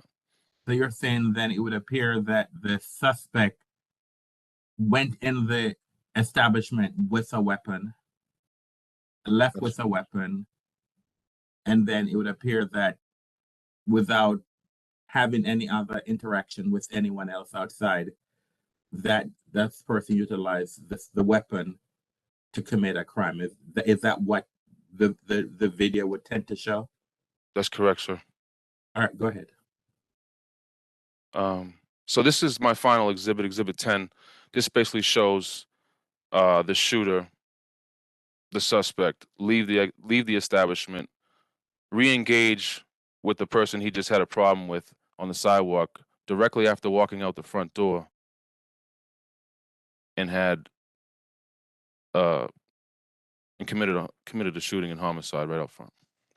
All right. So this is my final exhibit for video exhibits. I can close your screen. What else do you have to what else do you have to share to summarize your report? That's it. I'm available for any questions, but let me ask you a question. Sure. Based on the report, did you find any potential violation by the establishment? No, I didn't find any additional violations. They currently have they're a restaurant CR license. They do have a security plan, which is kind of vague. There is a settlement agreement. So what is it their security? What is it their security plan speaks to regarding pat down, or what is it that is supposed to occur when someone approaches the establishment? Is that covered in their security plan? I don't believe so. It focuses more on security training, ID checking, making sure front door staff must ID check for anyone whose reasonable appears less than 21 years old.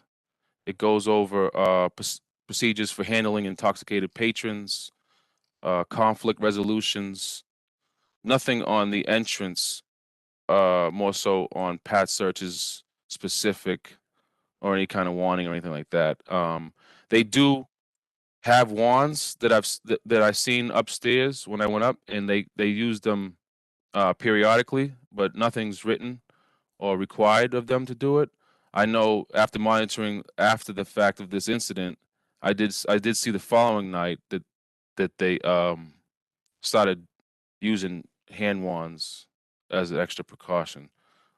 Now let me ask you a question. You said that the security plan talks about conflict resolution. Conflict resolution for whom? It states right here, if you observe an altercation inside, I believe this is addressed to their security staff. If you observe an altercation inside of the establishment, you are to attempt to diffuse the situation in a non-aggressive manner and call additional staff for assistance. If the altercation occurs between two parties, firstly, your goal is to separate the two parties, then ascertain the aggressor, and escort outside the establishment. If the situation appears to be uncontrollable, security personnel should contact MPD for assistance. I don't believe that they called MPD of any issues, because I don't believe that they were aware that it started in their place and it happened out on the street. I think the shot spotter was the initial notification to MPD that there's been a shooting, and it kind of narrowed it into that area, and that's when they found the victim laid on the sidewalk. And then I teamed up. I asked Sergeant Dale Vernick, where should we look? So immediately I seen that Air had video surveillance. So I said, let me see if they were able to catch this video. And they did. But nothing's. Yeah, I'm sorry. So, did you have a comment? Did you have an opportunity to speak to security or the establishment? No, I didn't. I spoke with ABC manager. I believe there was head of security up there, who I spoke with briefly, but no, nothing. No, I spoke with the owner and I spoke with the ABC manager. I guess what I'm trying to find out, were you able to ascertain why did security escort one person out of the establishment? I can't confirm exactly why, but I believe it was because they got into some type of verbal altercation in the summer garden. The victim appeared to be the aggressor. So per their policy, now that I'm reading, they escort the alleged aggressor out of the establishment first. And so their security plan just says they escort the person out, and that's all. Is there any, or is there anything else about what is it that they're? I guess I'm just trying to find it in the security plan itself. It doesn't state what procedures should be followed. You just escort the person out, and that's it. Yeah, and if it becomes uncontrollable, to notify MPD.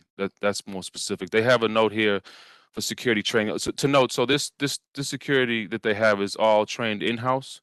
So all security personnel will be trained in-house on procedures to keep staff and customers safe. Inside security is responsible for maintaining order and ensuring the safety of our patrons. Outside security is responsible to check IDs, maintaining peace and order. Visibly intoxicated individuals are not to be admitted. Nothing more specific on entrance or pat downs in the security plan. I thank you, Mr. Zollicoffer. I'm going to ask Sergeant Vernick to add, and then after that, the board members can ask questions of the investigator and the sergeant. Sergeant Vernick, can you please? Do you have a camera you can turn on, sir?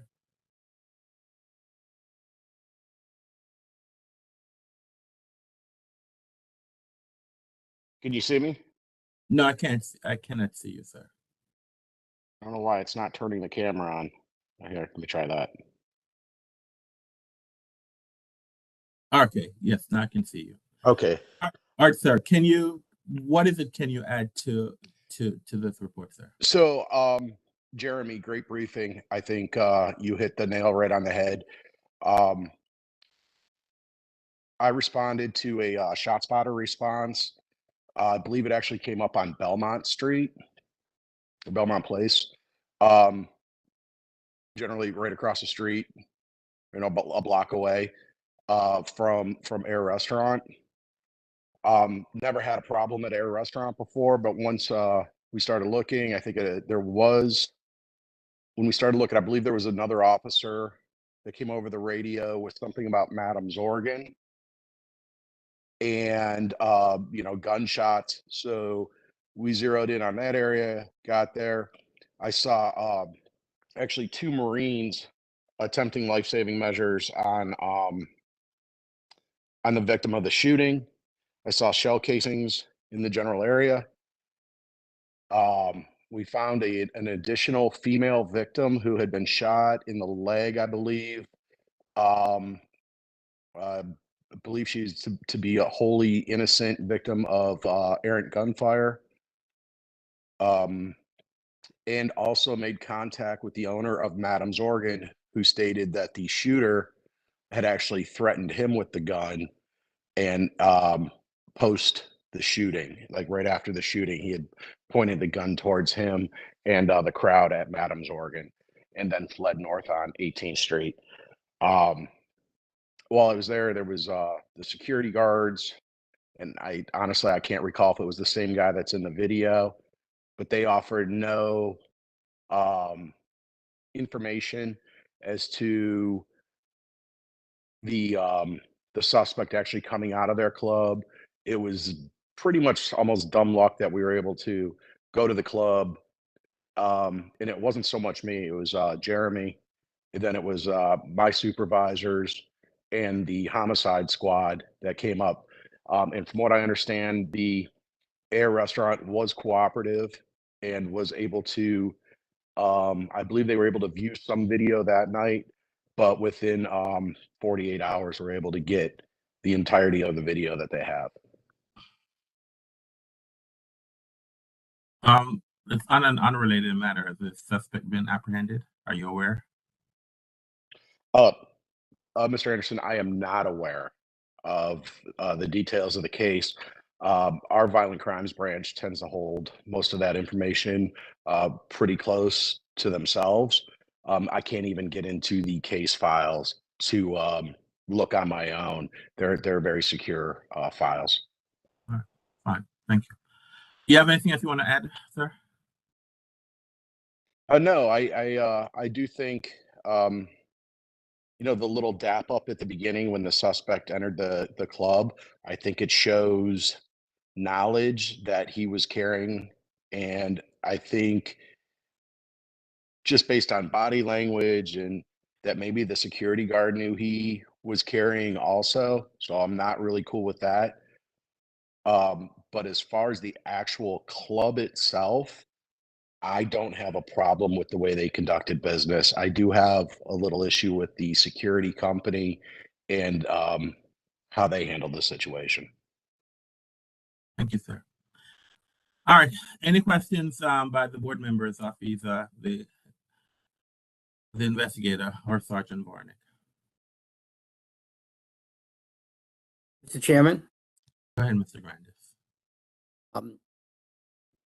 That investigator, in your presenting documents for us today, one of them, and it's been discussed a couple times, was the video of the suspect entering.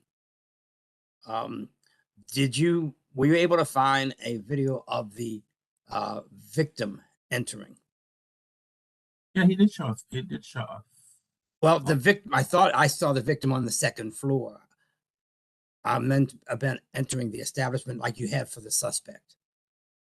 Yeah, so I wasn't provided the front door of the victim walking in. I was able to locate the victim on that first set of flight steps, right, leading up, kind of showing him enter the establishment. I don't have the front door entrance like I do the shooter. Thank you. And I think you've testified that it's only an opinion that when the suspect left the establishment, he seemed to go towards where the victim was, as opposed to going to a car or another location and coming back. Is that, did I hear that correctly? That's correct. On that exhibit 10, you can see the suspect leave directly out of the front door and walk directly over to the victim. I think the chairman mentioned, and I just want to highlight, I didn't see any video, and because once again, it's a long night, I'm not asking to see all of it, but it does clearly seem, at least in appearance, that the security guard who patted down the suspect, before they did the pat down, they did a handshake. And I wonder if you observed, was that characteristic of on the security guard giving most people handshakes as they came in, or you did not really have a chance to observe that on video or directly? No, I don't believe that to be a common scenario. I believe that either he knew them or prior, or some type of, maybe he recognized him in that kind of nature. But no, it seemed to me that the suspect walked up like, "Hey, take it easy on me. We good?" and gives him a handshake, and then the security guard goes through with his pat search. And so I would say from what you just stated that you would concur with what the police officer has testified to, that it was from his knowledge of the scene that the security guard and the suspect seemed to acknowledge each other. And also, I thought he said that he was concerned about the pat down itself. It appeared to be that way. I'm not sure what the words were exchanged, but I certainly didn't see him get his ID checked like other patrons walking in on the video. Thank you for adding that. On the That's video that helpful. was provided me. The video that was provided doesn't show him being ID'd as well. Did you have a chance to inquire with the establishment to interview the security guard in question? I think the night of, I did request to speak with him, but he by the time we got upstairs, MPD and others to search the video, when I asked where he was, I don't believe he was there. The head of security who was out front, so I think that's what delayed it. And then after the fact, I was more so looking to, no, I didn't make any contact with the security guard to get any further details on what was said or anything at the front door. So just for clarity, you said that when you were looking with the establishment for some video, that the security guard was not visible to you, and you were told he was doing carding at the front door, or had he left? I was just trying to make sure I understood what you said. I can't confirm either way. I just don't believe that he was available. Maybe he had left. I don't recall exactly. I just don't. I remember him not being available to speak for some reason, or maybe he was handling something else. I was more so trying to see whether or not these two were inside and what happened at that point, because we didn't realize at that point, we didn't even know if they were if the two parties were inside of air, and we were trying to establish that first. Prior to you being assigned to do the investigation, had you ever done a visit to that establishment while working? I've never done an. I'm familiar with the establishment. I never did an official regulatory inspection of the establishment, but I am familiar with the restaurant and it being there and them coming on the scene in 2021. I was familiar with the establishment. And in your report, what did you find regarding past violations? Not many at all. They're fairly new. They had one settlement agreement violation, I believe. Let me double check here. At the time the case was written, they had one violation on February 5th, 2022 for failed to follow settlement agreement. And the board requested a warning. Thank you, Mr. Chairman. Thank you very much. Thank you, Mr. Grinders. Any other questions by any other board members? Mr. Klein, any Yes, thank you, Mr. Chairman. Good afternoon, investigators Zoller-Koffer. I hope I pronounced your name correctly. That's correct. So the audio, the security footage also has audio, correct? The one video, the exhibit 10 is the only one that was provided with audio. I believe that's their ring system on the front door, which is separate. So that was the one that was able to provide video and why you were able to hear the gunshots. So you don't have any knowledge as to what was exchanged between the security guard who did the pat down and the suspect, do you? No, it's I'm not pure sure. speculation, isn't it? Yeah, I'm not sure. Just off of their body language on how they kind of initially engaged, but to know exactly what they was said, I don't know for sure.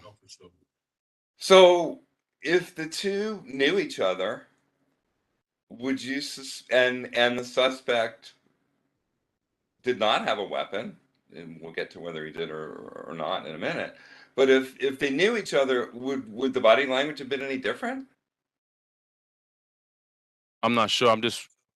I'm not sure that they do know each other. It appeared that there was an acknowledgement prior to the pat down that, hey, I don't know what was said, but it appeared that, there was some type of communication prior to the pat down, and he went in for his slight pat of the inside of the jacket. Nothing too more than that. So, I mean, I think we can conclude that they probably knew each other from what we saw in the video, right? No. No? No, I mean, it's all speculation, like you had referred to. There's no way to know whether or not they knew each other or not. So if they didn't know each other, what would be your theory as to why it was they related to each other in the way that we saw on the video? Kind of similar to when you enter an establishment and you don't want the security guard to go overboard on the pat search because they might find something. So your position is you think that the security guards habitually don't do their job simply because an entering patron suggests that they shouldn't? No. I'm a little confused then as to what it is that you're saying with respect to what you believe went on between those two people. I'm not exactly sure what went on. I'm Fact of the matter is, we don't sharing, know. I'm sharing the video of the entrance of the suspect walking in, who doesn't appear to be ID'd, and is pat searched very lightly, and there's an exchange of a handshake prior to the pat search. So I'm just adding the three up and providing this information to the board. Okay. Now, did the suspect to you look like he was under 21 years of age? Very possibly could have been. That wasn't my question, whether he possibly could have been. My question is, did he appear to you to look like he was under 21 years of age? I can't confirm. But an ID check would have confirmed. That's not my question. You've seen the video. Yes. Do you have an opinion as to how old you think he is? No, I don't. None at all. How long have you been an ABC investigator? 4 years. What'd you do before that? I've been in law enforcement for 15 years. For 15 years. And you're telling me you've been in law enforcement for 15 years and you have no opinion as to how old you think that person is? Would he be 21? Possibly, very possibly, but you never know. These kids, sometimes 19, they look older, Mr. Klein. There's no way. There's no way you can tell unless you ID. Unless they knew each other. All right. And if they knew each other, it's quite possible that the security guard knew that he was over 21, correct? If that's the case. So if that were the case, would there be any need to ID him at that point? I think it's good practice to ID people, especially, so that would mean he knew the woman in front of him. He knew the security knew him and the person following, because he didn't ID any of the group that walked in with him.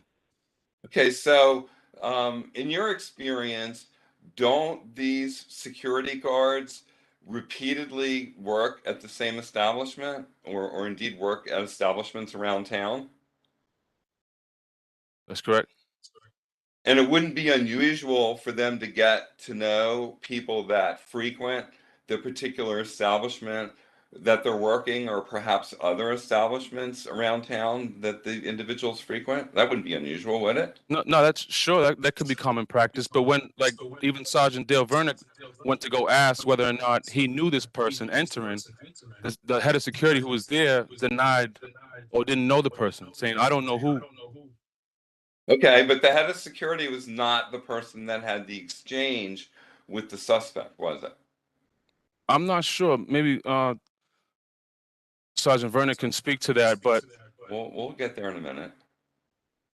I'm not I'm sure. asking what you know at this point.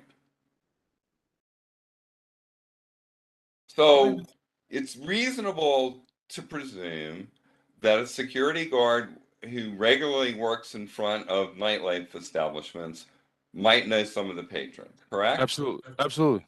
And if a security guard working in front of this establishment, or who commonly worked in front of other nightlife establishments, saw somebody they knew, then it wouldn't be unusual for them to do a hand check or handshake, would it? Right. So right, exactly. It was a greeting, wasn't it? It appeared that he did know him, yes, and that he was allowing him in. Okay, he was allowing them in, but he then proceeds to pat him down, correct? Right. And you're saying that there's something different in the way that he was patted down than others that you observed on video entering the establishment, the way they were patted down? Well, he only went for the inside of the jacket. He didn't really go around the back of the waistband. He certainly didn't go down the pant leg. Or was there any wand out there? So to me, it's kind of a generic pat down along with a handshake, and he was allowed into the establishment. Okay. Now, you watched a lot of video with respect to this incident, correct? I watched the video that was provided, and you're able to see as well. Okay. And were you provided all the video that you requested? Yes, Mr. Excuse me, Hennick. Ngarji, sorry, sir. Yeah, he gave me. He knew what I was looking for. He knew that there was a shooting. He knew somebody had been murdered out front, and he was very helpful on getting me specific video so I can try to see who shot this person and who's killed and who was the suspect. So he gathered it together, and it was very helpful. He included both suspect and victim entering, exiting, the shooting, the front door. Yeah. So what the video you see now is all that's been provided to me. Okay. And you didn't see on any of the video, there's no video that shows the suspect with the weapon inside the establishment. No, it was no. I mean, it was hidden. Okay. So based on what you conclude and based on what we've seen in the video, it appears that the suspect exited the establishment with the weapon, correct? That's right. All right. But we don't have any way of knowing whether it may have been transferred to him by someone else within the establishment when he was in there, do we? I mean, there's a million scenarios. Right. Maybe, right. There are, aren't there? But it appears that he came in with the weapon and exited with a weapon. And you say he came in with the weapon because of the video covering the pat down? Is that the only evidence of that? I'm just going off the fact that he exited the establishment, walked directly out front. So somebody entered the establishment. He walked out, excuse me, he left the establishment and shot this guy directly after walking out the front door. Yeah. So a weapon was passed through. Right. But we don't really know how it got into the establishment, correct? It appears that this suspect brought it in with him. And the appearance of that is based on what? Solely on the pat down video? Or is there other evidence of that? Well, the pat down video of him entering and then him exiting and shooting and killing somebody right out front. But exiting and entering are two different acts, right? That's correct. If you walk out of a place with something, it doesn't necessarily mean you walked in with it, does it? You said there are a million scenarios as to what might have happened and how it is that he walked out of that establishment with the weapon, right? Right. So I'm assuming on the information that was given to me that he entered the establishment with the gun. Whether or not, and I'm trying to get the basis for your assumption. The video that was provided. That's my basis. But there's nothing else. It's just a video that was provided.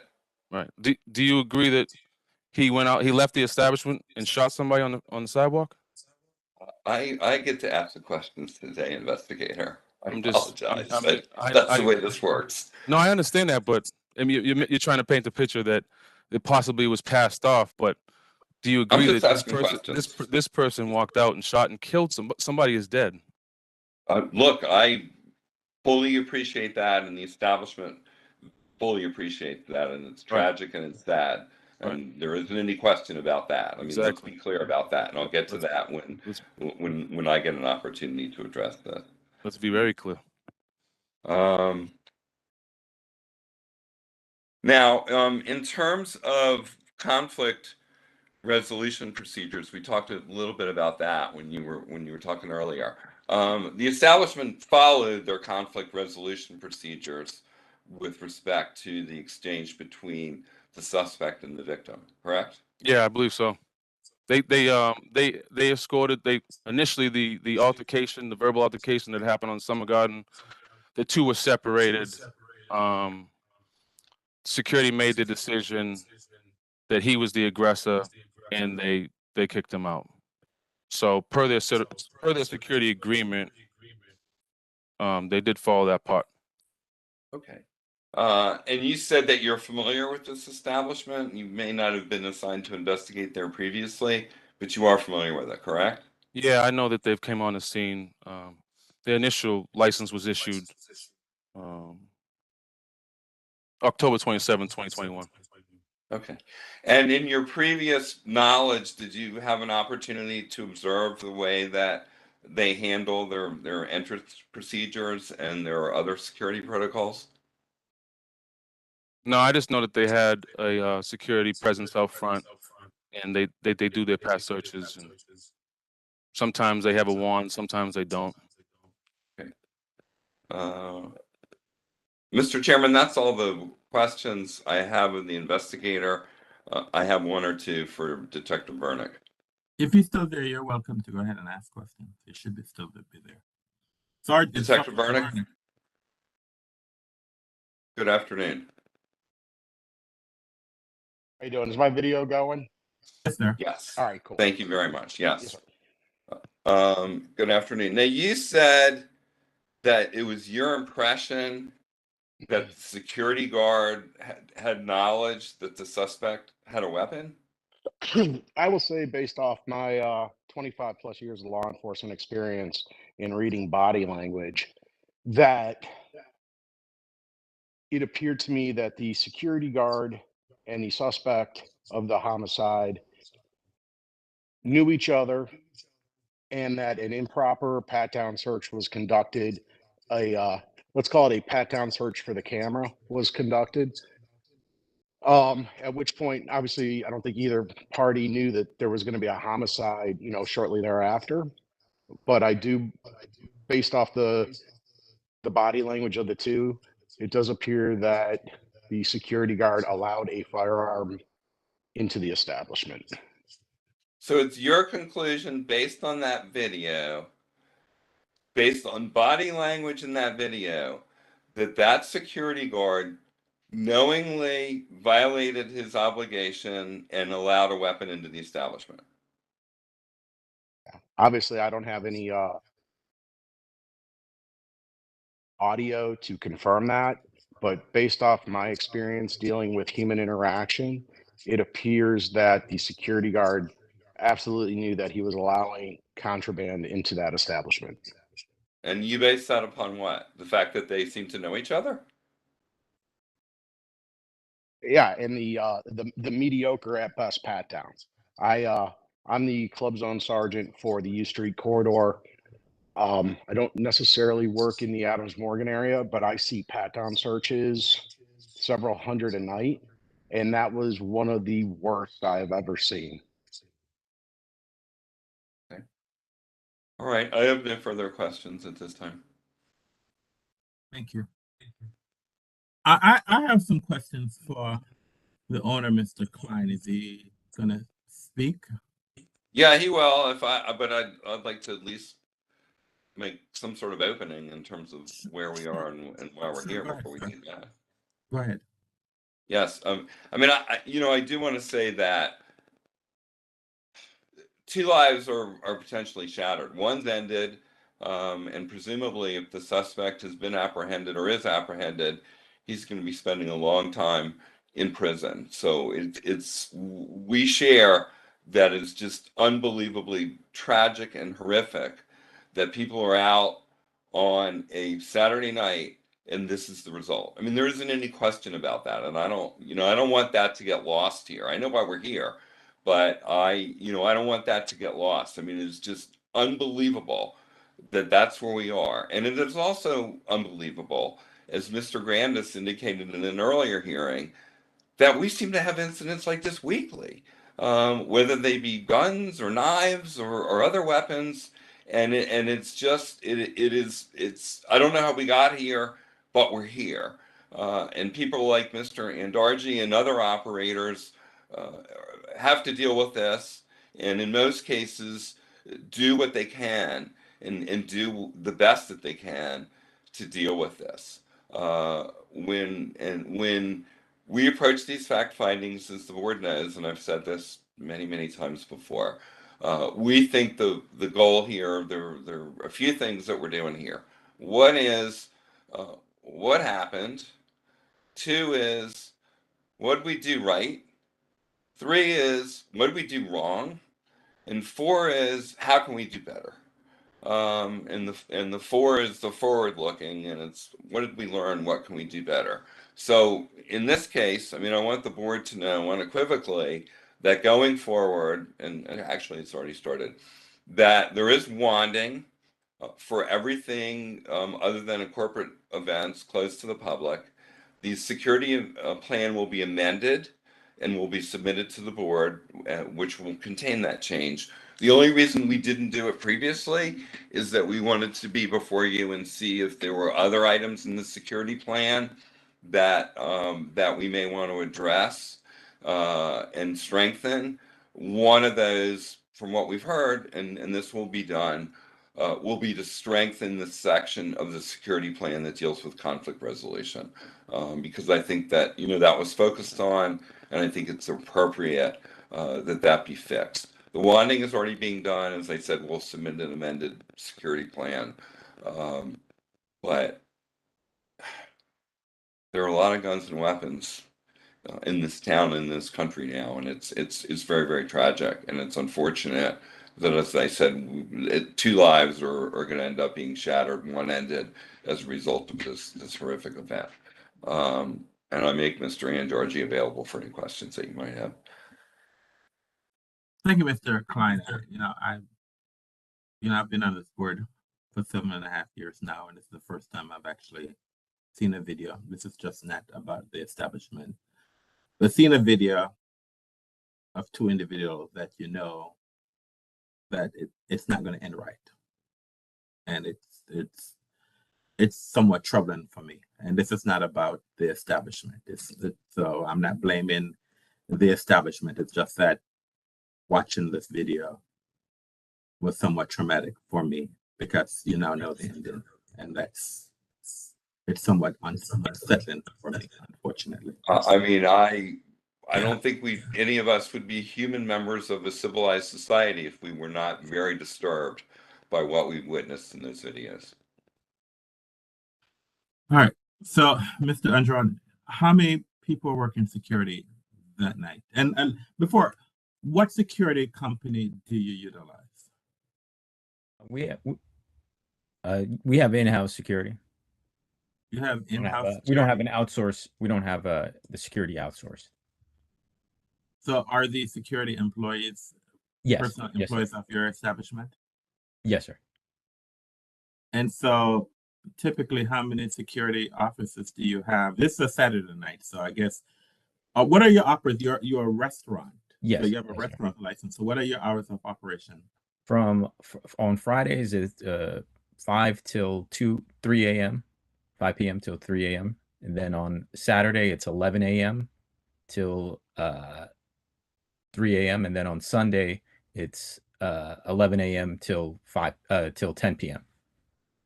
And your kitchen operates till what time on Friday and Saturday? Saturday, it's roughly about 11:30 p.m. We have a late night menu that somewhat continues till 1 a.m. depending on how busy we are. And so what happens? So tell me about what happens after based on your business model. Tell me about what happens in your establishment, say between 11 a.m., 11 p.m. till closing. Tell me what's the environment like. 11 p.m. till closing, people are still, it just turns into more of people just having drinks or meeting, staying after dinner and just listening to music primarily. So do you have a dance floor? We don't really have a dance floor. We have an area for dancing, but it's not a dance area at all.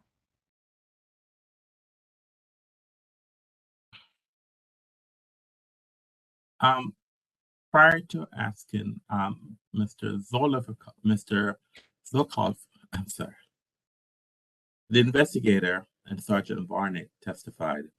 I asked all board members, do they have any questions of the two witnesses?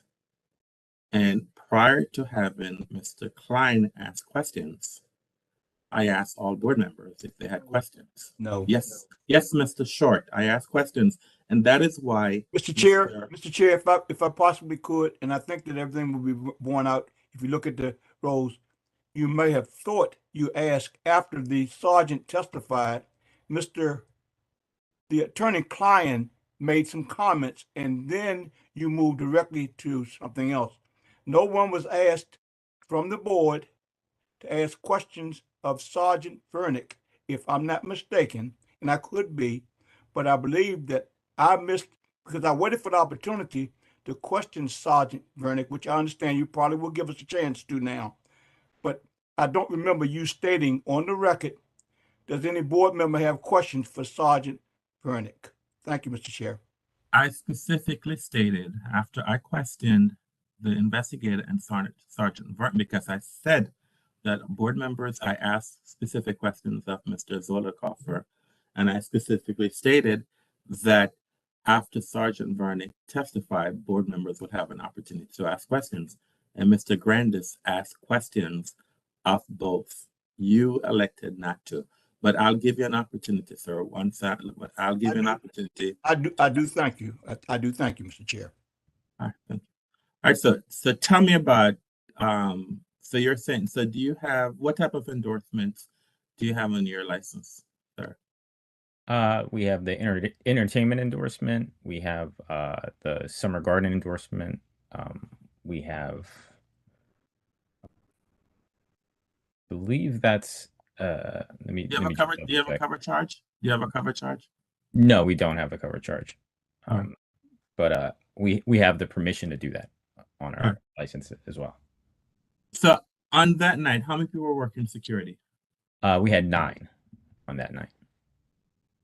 And so tell me the placement of security. So how many people were working in the interior and how many people were working outside?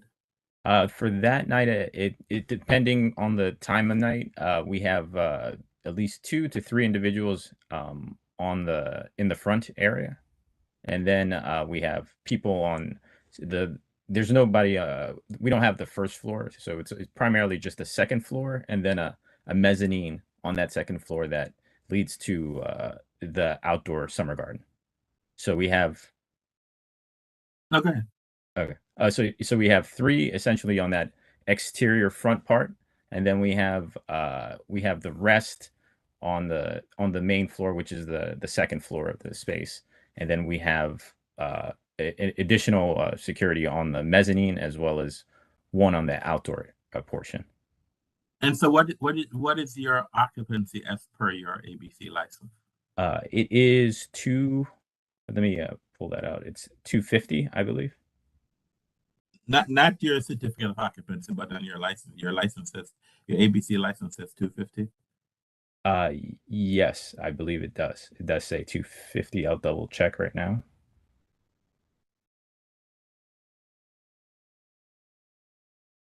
It's actually, our capacity is 300, but our ABRA, our settlement agreement is 250. All right, thank you. So what is the admissions process to do? Said during late night. So during, because you're a restaurant, so we're now talking about late night and say maybe 10, 11. What's the admissions process to enter the establishment? The process is ID, then followed by a pat down search. And this was at that time. Now we've added the wanding as well. But So that's essentially the intake procedure for when people arrive at the front door. We first check their IDs, then we do a pat down search. So how would you describe who does the training for security? The head of security, which is Wilfred Perry. No, was that the person? Was that the person who did the pat down in the video? No, that's not. All right. Now, so would you consider the pat down? Would you consider the pat down that was done at the front door, was that appropriate? It was. I'm not really a person that is in the security business, so I don't necessarily know what is considered proper per se. But I of course liked more. I would like a more thorough search in the future, and that's how we.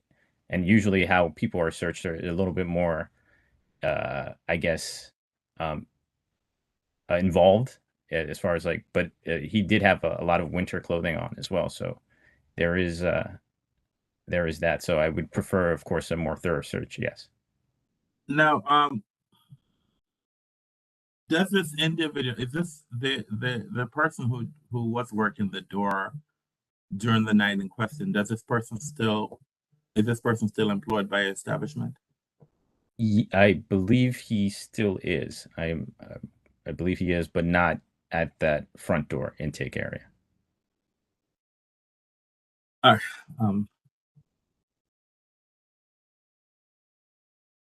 So do you know whether or not the victim and the shooter, do you know whether or not they were regular patrons at your establishment, or were they known to your establishment? I am not positive as far as how regular they were as far as patrons. I believe the suspect has frequented there before. Now, did you have an opportunity to speak to your security about what occurred for them to escort one individual out? Did you know what happened?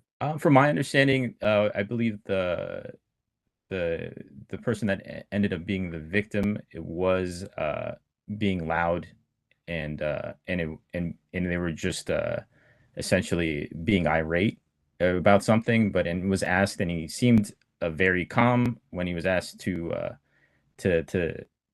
leave the place, and he, I think in the video it shows that he comes over to the other side of the outdoor area, and he waits as security escorts him out of the space. But he was viewed as the person that was the aggressor at that point. I don't know what I saw in that video. I saw a video. I saw a bunch of people standing around. I saw people who had money in their hands, and then I saw someone came over.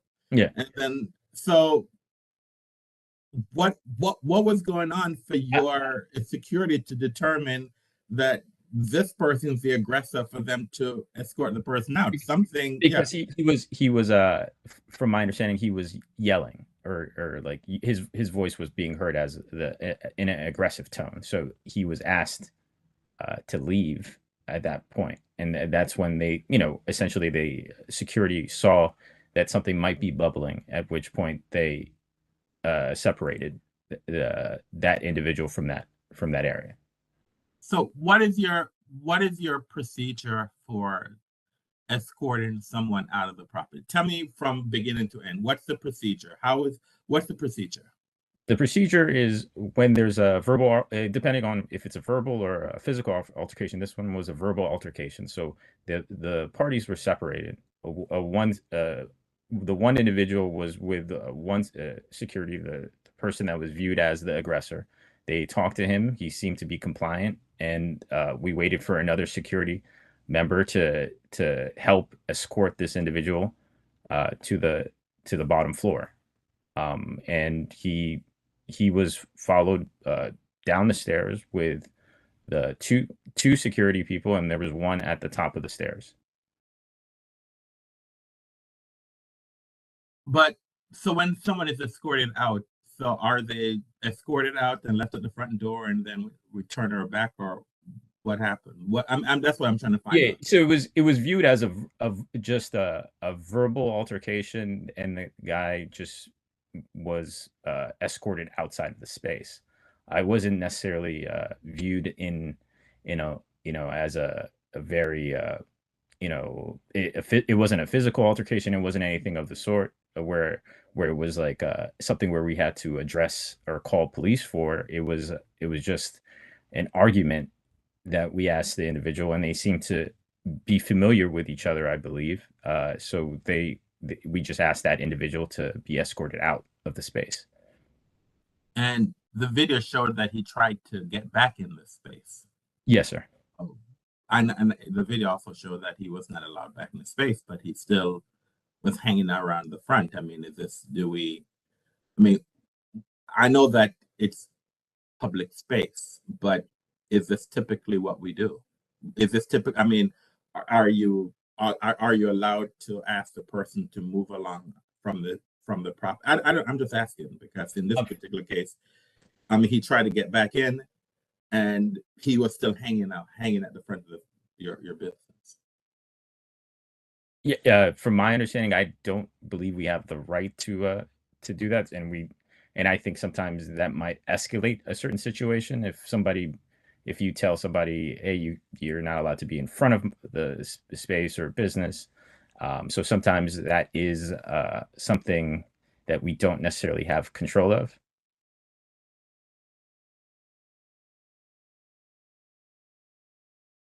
If I could jump in here, and I'll defer to Sergeant Bernick, but I mean, I think they can ask that they move along, but after that, I was just asking, what is it that the club normally does? Because here it is that you escort someone out, and that the person attempted to get back in, and so the person's still hanging around. So I'm just trying to find out what it is that they do, because you clearly altercation occurred inside. You place someone outside, and they're trying to get back in, and they're still hanging out there. So there's a potential for something to happen because this individual didn't just say, okay, fine, I'm leaving, and just leave the area. The question I'm asking, and I don't know who, I mean, does it appear to you, sir, that a weapon was brought inside of, based on the video that we see, does it appear to you that a weapon was brought inside of your establishment? I'm not sure if there was a weapon brought inside the establishment, but it's certainly possible. Because what the shooter came into your establishment, and the shooter left your establishment, and it doesn't appear that there was any interaction with anyone else outside the establishment before the shooter shot the person.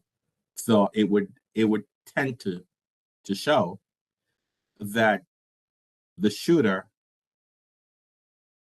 got access if he did not enter the establishment with a gun, that at some point he was able to have or to get a weapon inside the establishment for him to come out and shoot someone. I guess what I'm just saying, based on the chain that I'd asked, whether or not when the shooter exited the establishment, did he had any interaction with anyone else? Did he go to his car? But it would appear that he just came out of your establishment went to the victim, had a had some type of contact, and then immediately shot him. So I guess what I'm saying, it would appear that there was that someone got into your establishment with a weapon. Yes, it appears.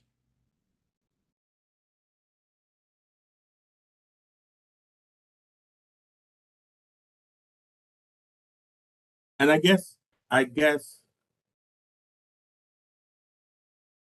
moving forward, if you eject someone from an establishment, and if they're still hanging around the establishment after the ejection, what is it that you think that your establishment can do?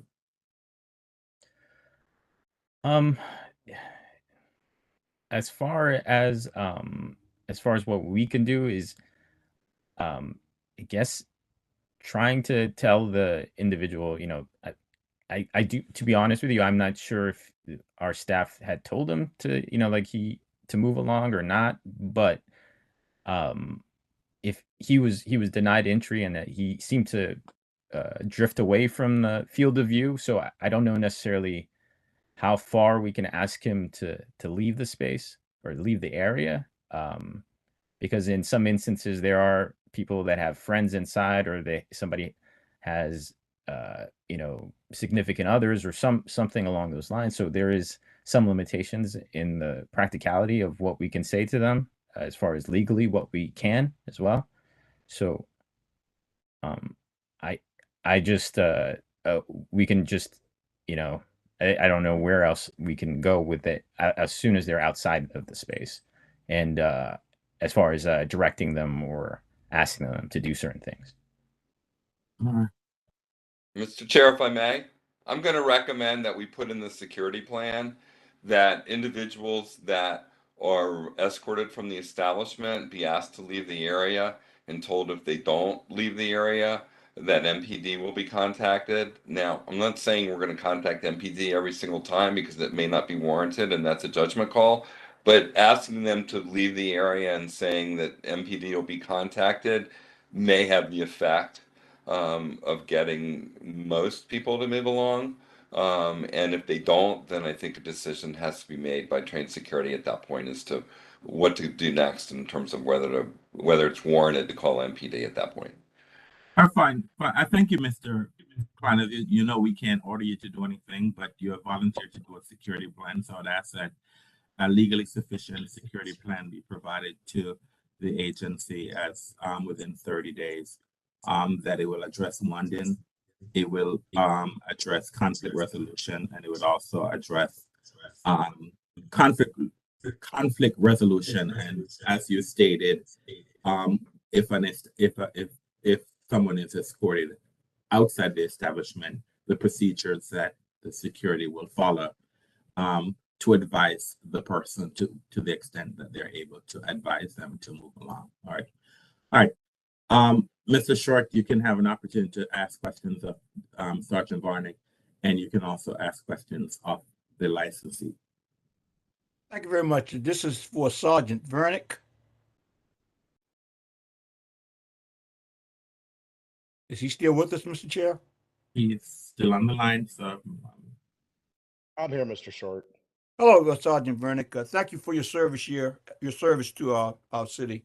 How many years have you served in public safety and MPD? I've been with MPD coming up on 20 years here in July, and a total of 25 years in law enforcement, plus a bachelor's degree in criminal justice. Thank you so very much for your service and all you bring to the city. So your testimony will be very important to me and to our board regarding the situation. Now, you said something about your responsibilities with nightlife in the vicinity or that area or some part of the city. Can you briefly explain to us again what that is? Yes, sir. I am a sergeant out of the 3rd District. My primary role is I run the nightlife unit, which essentially covers the U Street corridor. U Street, 1 or 2 blocks north or south, from 14th down to 9th to include the 1900 block of 9th Street. And we even kind of kicked that over towards Georgia Avenue because some newer clubs have moved slightly out of that area. So I run a team of about 12 officers, and they are highly trained in dealing with everything from violent crime to bar fights to helping out some of our regulators with ABRA and the fire department. It's also, I deal with a lot of the traffic control officers, DPW, tow cranes, all that for the nightlife task force. Okay, that sounds like you really got your hands full, and that you're quite apt at dealing with it and giving this board some information that might help us make the appropriate recommendations we're going to make after this hearing. On this particular area on 18th Street, or let's just say this on your beat period in the 3rd District with nightlife, has weapons inside of clubs or inside of establishments with ABC licenses. How would you describe that now versus 5 years ago? So I've only been a nightlife sergeant for about 4 years. I will say that since the task force that I'm part of came into effect back in June with multi-government agencies, I want to say just during the hours of our task force while we're working, I think my last count was 59 firearms, and that's been in the last let's call it 9-10 months of working. So just firearms alone, 59. How about knives or other weapons of, or what could consider to be a weapon that could injure a person inside of a place, ABC establishment? We say 59, you said 59 guns. What about what other weapons, knives, and this is a double layered. So the 59 guns and whatever you're going to give us about knives and other offensive weapons. And what has been your vision of how we stop this? Thank you. Mr. Short, honestly, thank you for asking. So honestly, knives are not illegal in the District of Columbia. Generally, if someone's trying to enter a club with a knife, it has been my experience that if caught by security, security will either take it, and whether they get it back afterwards, I'm not sure, and or tell people to return it to their vehicles. I have only had maybe 1 or 2 serious crimes committed with knives. Do get a little pepper spray here and there that comes into the clubs. But the majority of our violent crime stems from firearms. And like I said, during the task force hours of operation, since June timeframe, we've gotten 59 firearms during our regular tours of duty out of the U Street corridor, not necessarily in clubs, but right in that immediate area. So gun violence particularly has, I believe, picked up dramatically throughout the city. And so what I see on the U Street corridor is most of the clubs do some kind of wanding procedure, but what then happens is people don't leave their guns at home, they leave them in their cars. Now we deal with a lot of thefts from auto, and then people breaking into cars, not necessarily looking for money or, phones, laptops, whatever, but they're looking strictly for guns, and they're getting them. We get several a week. Okay, now nationally as well as locally, which we're talking about today, guns have seemed to be just a terrible problem.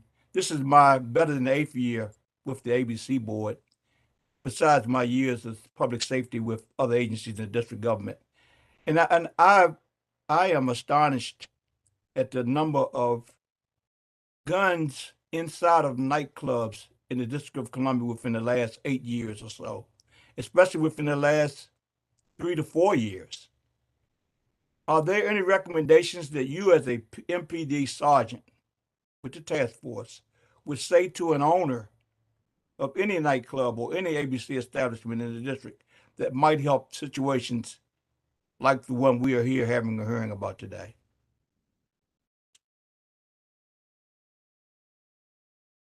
Yeah, Mr. Short, I like all the owners, because I know this is a public record, to know that I'm available. I can be reached via email, through my government email system, dale.vernick@dc.gov at any time. And I would be more than happy to do a one-on-one with them and talk to them about security, talk to them about their security plan, cameras, magnetometers. Um, I I think wanding is okay. I think it's a stopgap. I think legit magnetometers, like you would see at an airport. I do know that there's a couple clubs that have gone to those, and it really seems to keep the guns out of the club. I do think that even in a situation like the one we had here, the guy running the magnetometer could just turn it off and still wand the guy, and it would look like he wanded him appropriately. So I think you need something that's a little bit more error, or like, so you couldn't defeat it as easily. I mean, if you're trying to get a gun or kill somebody or do whatever, you're gonna do it. But I don't think this was one of those situations. I think this was a situation that just kind of happened. And to the owner, I I really, when you were asked the question about the guy once he was put out of the club, asking him to leave, like your attorney said, maybe the threat of calling the police will help. It's been my experience that it doesn't. But I do say you really don't have the right to tell people to not stand in front of your bar. We even run into that problem as fully dressed officers. So I get it. It's a tough problem in the city right now.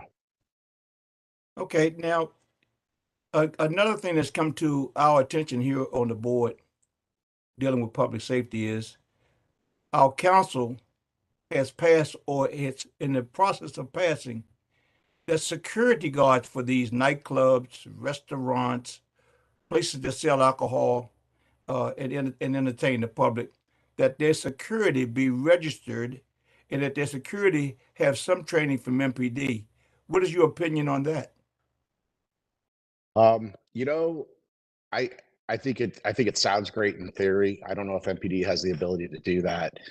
I have actually had several nightclub owners requesting that through ABRA there is some kind of training for conflict resolution, whether it's hiring an outside company, but honestly, for all the nightclubs, because most things that happen inside, or most things that happen outside a nightclub, actually happen in the club first, and then they just come outside. So we don't really go into a lot of nightclubs, not until after the fact, right? Most owners don't want us inside there, and honestly, I don't like taking, you know, my firearm and my weapons and all that stuff into a packed nightclub where you just it's too tight, and it gives you a slightly it makes things a little bit more dangerous than just waiting outside. So I do think that there should be some kind of classes, some kind of training. I'm okay with um the security officers management branch having the companies all registered and the security guards registered, maybe background checks, whatever. I'm okay with that process. But I think there really needs to be training, um, like an industry-wide training in the district to help some of these security guards. Thank you very much. And lastly, maybe you know the answer to this, and maybe you don't, and maybe Investigator Zolenkoff can help us with this. I just like to know, after the shooting took place outside, did or did not this establishment shut down, or did they continue selling and serving drinks? Either one of you So can answer it. Go ahead, Sarge, if you know. Yeah, Jeremy, I think I'm pretty close on this. I think they stopped allowing people in. I think they started shutting down. I think they were allowing people to close out their tabs and stuff instead of just emptying out. But I don't think they continued serving. However, I will add that I was dealing with the crime scene, not necessarily air. I do understand, and I do thank you very much for your testimony. It's been quite compelling, and I do want to thank on the record Investigator Zolenkart, because that investigator, your report was quite up to date and gives us as a board something to work with. We can ask a lot of questions and we can have a lot of things answered, but the initial report is very urgent in us making the appropriate decision as whether to or not take further action.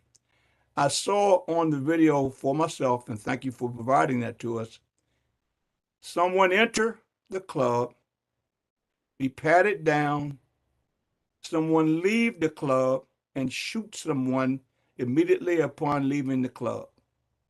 Says to me that that person had the gun when they came out of the club, and it's not even consequential to my thinking whether he had it when he went in or not.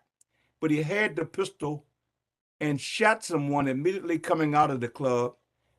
And again, this person was let out of the club and allowed not to come in, which was a good thing, but then to stand there and wait for the perpetrator to come out and shoot him down and kill him. Shot 9 times. This city has got to do a better job. All agencies, including this one, ABRA and the ABC board, and MPD and all agencies involved with the nightlife, we've got to do a better job of making sure these young people don't lose their lives just from going out at the night, having a few drinks. Thank you very much for your testimony. Thank you, Mr. Chairman, for allowing me to ask those questions. Yes, sir. Thank you, Mr. Short. Do you have any questions of the owner, Mr. Short? Nothing other owner, sir. No. I just want to correct the record that Thank you. Restaurant is not a club. It's a restaurant. It's a CR restaurant. So it's not a club. I just want the record to reflect that the license that they have is a CR license, which is a restaurant, and the owner did. And restaurants are, their kitchen has to be operational at least 2 hours before closing. And I believe that the licensee has testified that their kitchen is open at least 2 hours prior to closing. All right. Do you have any questions you want to ask? Any other questions by any board members? Yes, Mr. Chairman. Go ahead, Mr. Grandis. Who are you asking questions to, sir? The owner. Okay, go ahead, sir. Okay. At this point, good afternoon. You are one of the managing members of the LLC that owns the license? Yes, sir. And I think from reading the report, you were not present when this altercation occurred. Is that correct? No, I was not present at that location. No. And when did you first learn about the altercation? Roughly, it was later that night or early in the morning hours. I got a call and I rushed over. Do you remember who made the call to you? My manager, Dean. Mr. Dean. Was this type of conversation something that would be typical for you to hear from your establishment? No. So were you concerned about what you heard? Yes, I was very concerned. Yes. You think possibly that maybe you should have gone over and had a meeting with your staff that was present that evening so you could get clarification yourself? I'm sorry. Did you think that perhaps with this type of horrendous incident, which you say is unusual for your establishment, did you think when you were called that perhaps you should have gone over I did go over. You did? Yes, yes, I did. Okay, I didn't see that in the report. I saw Yeah, that. I came over. I was at that space in until the wee hours, until probably 6 a.m. because I was with the officers at the scene. Okay, thank you. So, during that period when you were over, was there an opportunity to talk to any of your staff? I was mainly dealing with the officers and helping them with the video and helping them essentially with the technical issues as far as getting it onto a hard drive. And since the incident was, I think, December 17th, if I recollect that from reading, and this is 90 days later, have you had any of your staff go for any type of training that ABRA offers in these last 90 days? We did do an additional training, but we have looked into getting additional training for all the staff members, and we started getting wands, and we also do have SOD on those on our and on when we can get it. You mean RDO? Okay, so yeah, I'm sorry, the RDO, special yeah. yeah, RDO. I'm sorry. So, sir, you said that there has been some training. Can you, for this purpose of our understanding actions that the licensee has taken, what type of training have you had your staff do in the last 90 days? The one thing was with searchers, we did have an issue with what we, or at least what we thought could change. We had different searchers that worked at different hours because there is a level of fatigue if you just have one assigned searcher. So we do have two searchers that take turns during the course of a night because of fatigue, because it is a laborsome job to search an individual one by one. So we do have two male searchers as well as a female searcher now. But that was internal training, correct? Yeah, internal. Everything is internal. Right, so have you had any training that's offered by ABRA or any other entity for a CR or CN outside of what you internally have done in the last 90 days? No, we have not. Did you interview the security person who was at the top of the stairs, who is the one who was doing the pat down? I'm sure you saw all these videos back then. Did you have a one-on-one interview with that person? With the person that was at the front, or no, the one who did the lazy pat down. I myself didn't. The security manager did discuss that with that individual. And you didn't have an interest in doing that? The security manager was the one that was handling that at that time, at least in that situation. I was dealing with the other situations in regards to dealing with the officers at the scene. So but you were aware that this security person is the one that had that encounter in the video where it looked like that there was some type of acknowledgement, whether it was familiar or not familiar. But then the pat down itself did not go behind to the back or down the legs. It was very clear that the pat down was just in the very front of the individual. So you've not had any concern about that? Oh, I had concern, but it was addressed by his direct superior, the security manager.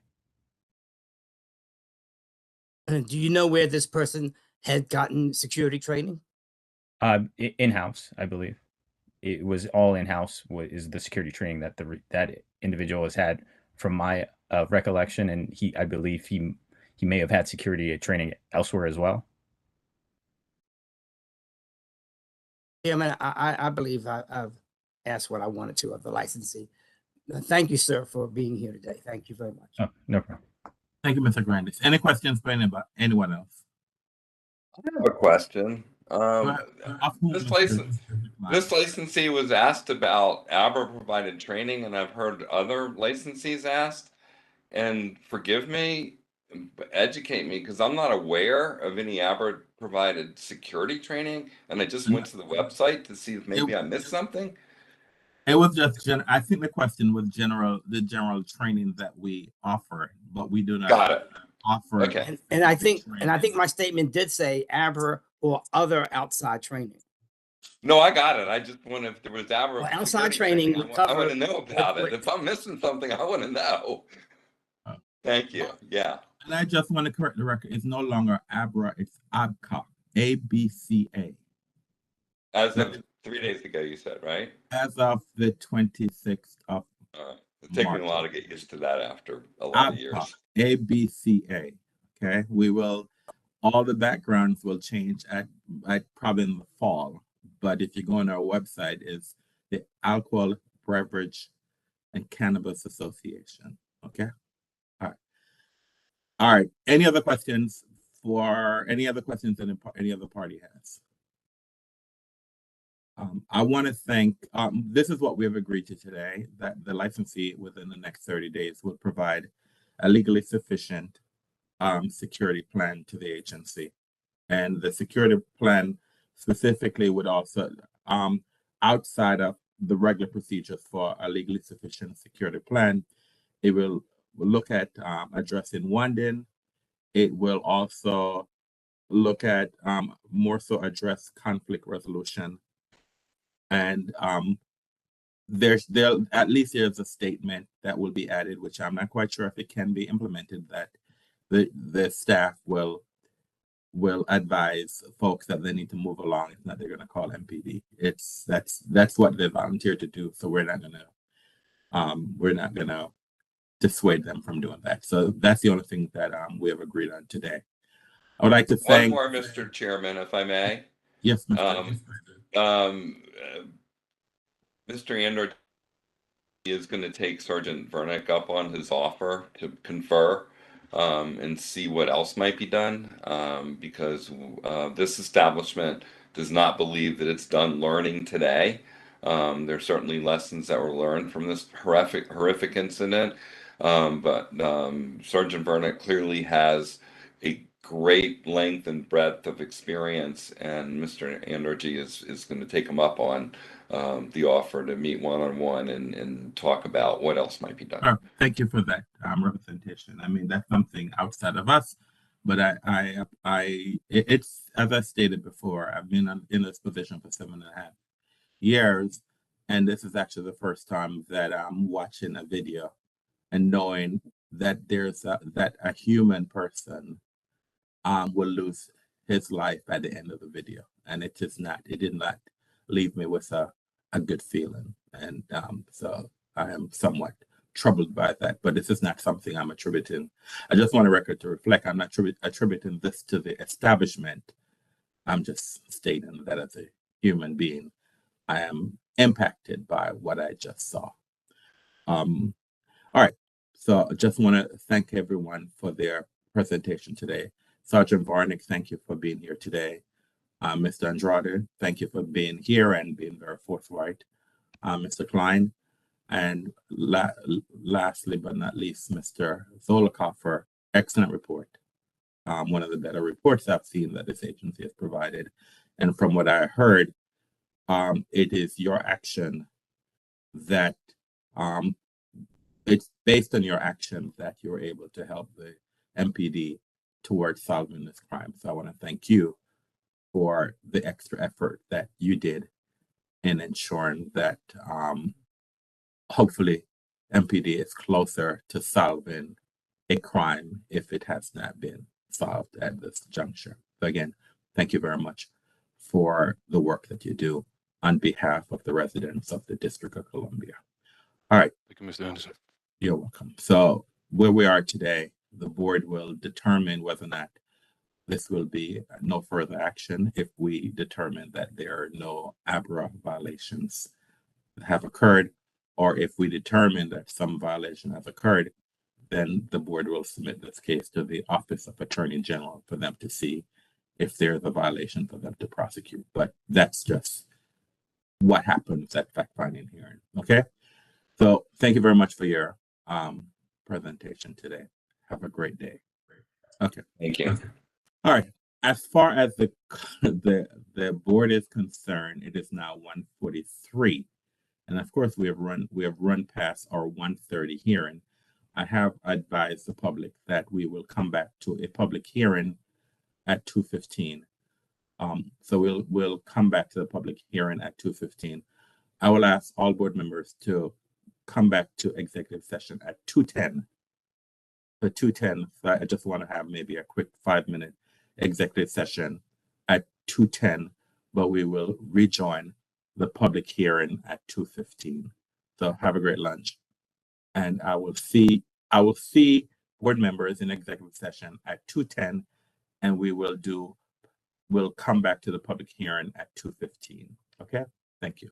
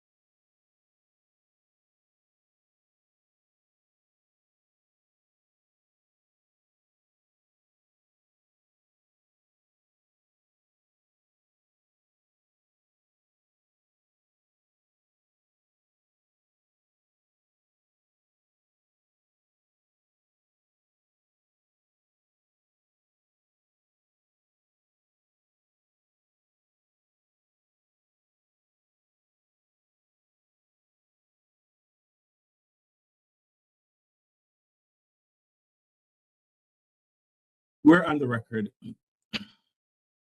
Good afternoon, everyone, and welcome to the afternoon session of the ABC Board of the Alcohol and Beverage and Cannabis Administration. My name is Donovan Anderson. I'm chairman of the board. Joining me this afternoon are 4 other board members, Mr. Bobby Cater, who should join us shortly, Mr. James Short, Ms. Jenny Henson, and Mr. Edward Grandis.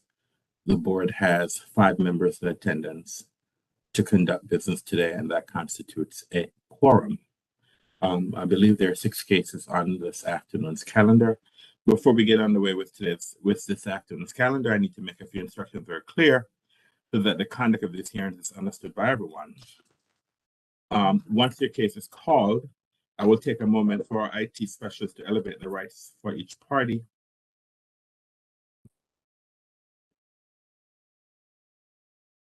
For each party to enable their camera and microphone.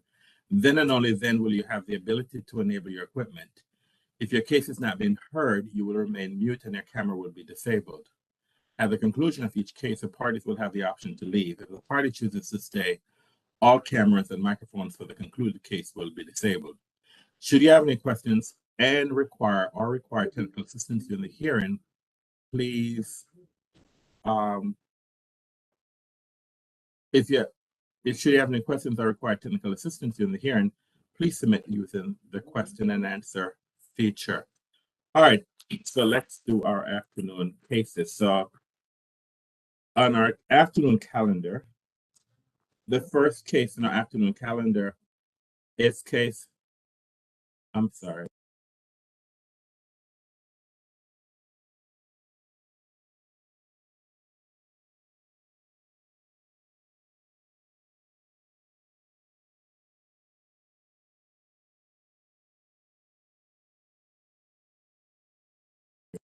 I apologize, we're back in the record.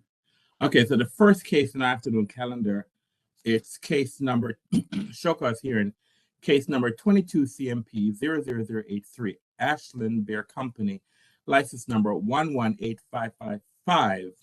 This case has been canceled. The board was provided an offer in compromise for its consideration. The next case on our calendar is case number 22 PRO 00118, Secret Lounge, license number 107123. This case has been canceled. The agency withdrew its protest. See board order number 2023-166. The next case on our calendar is case number 22 PRO 00121, MLK Lounge and Restaurant, license number 88787. This case has been rescheduled to June. This case has been rescheduled to June 7th, 2023 at 1:30 p.m. at the request of the party. The next case in our calendar is case number 22 PRO 00125, 1905 Lounge, formerly Bronze Dynasty, license number 122135.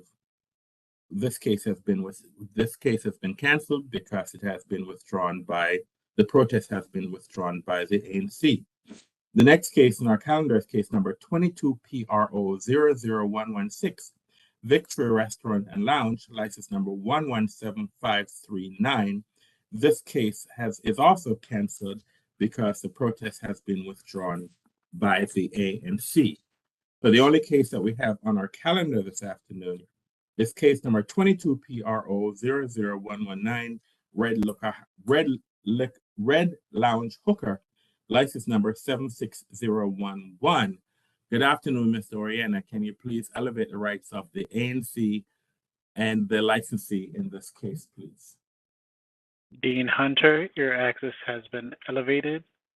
Fable Harris, your access has been elevated. Joe Von Miller, your access has been elevated. That is all, Chairman. All right, thank you.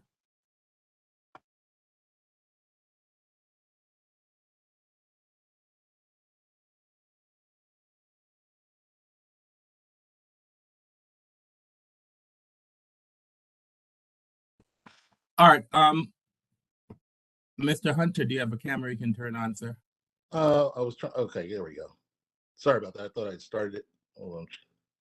There we are. How are you, sir? Yeah, all right, good afternoon. All right, so let me have you, can you please identify yourself for the record by spelling and stating your name, please? Dean Hunter, DeanHunter, on behalf of the licensee, Red Lounge Hookah Lounge. Is the licensee joining us this afternoon, sir?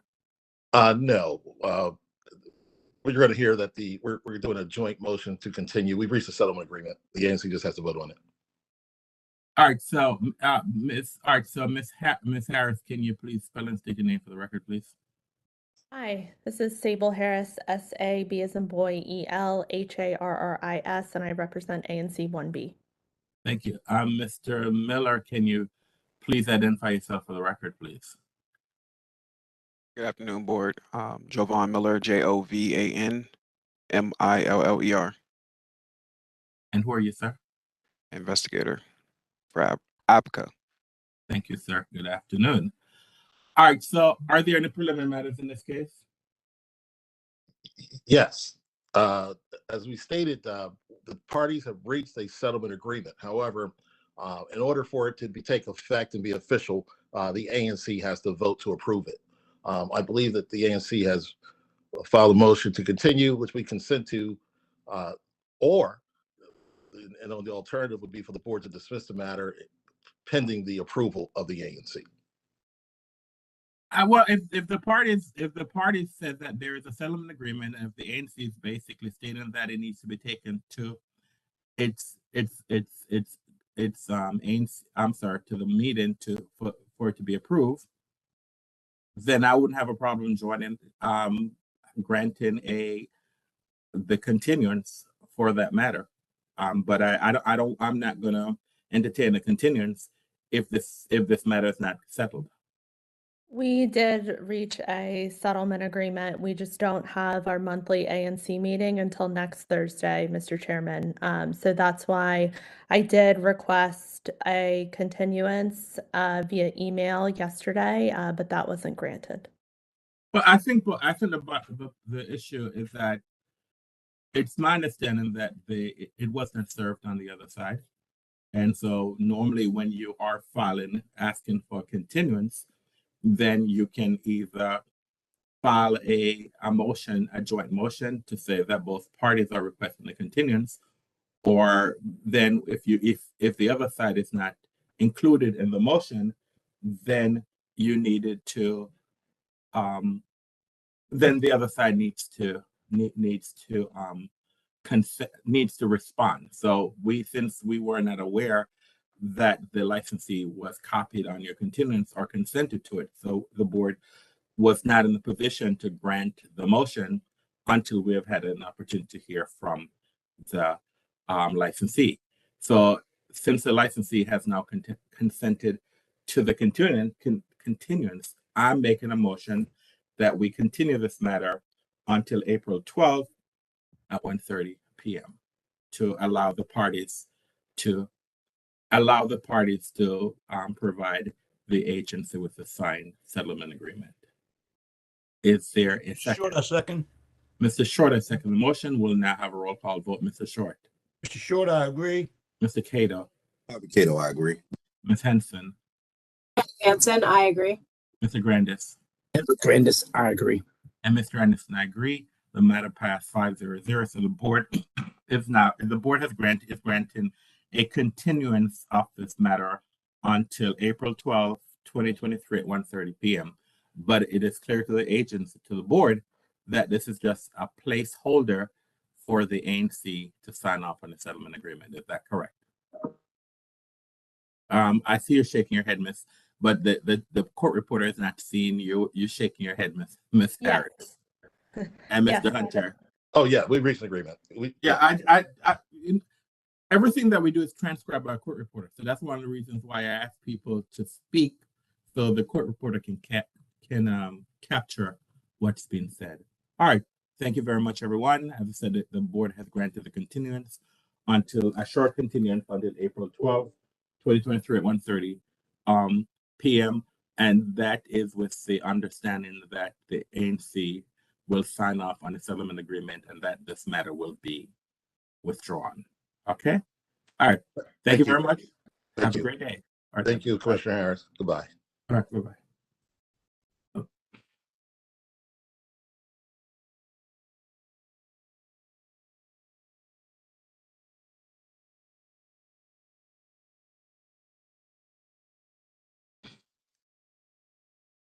All right, so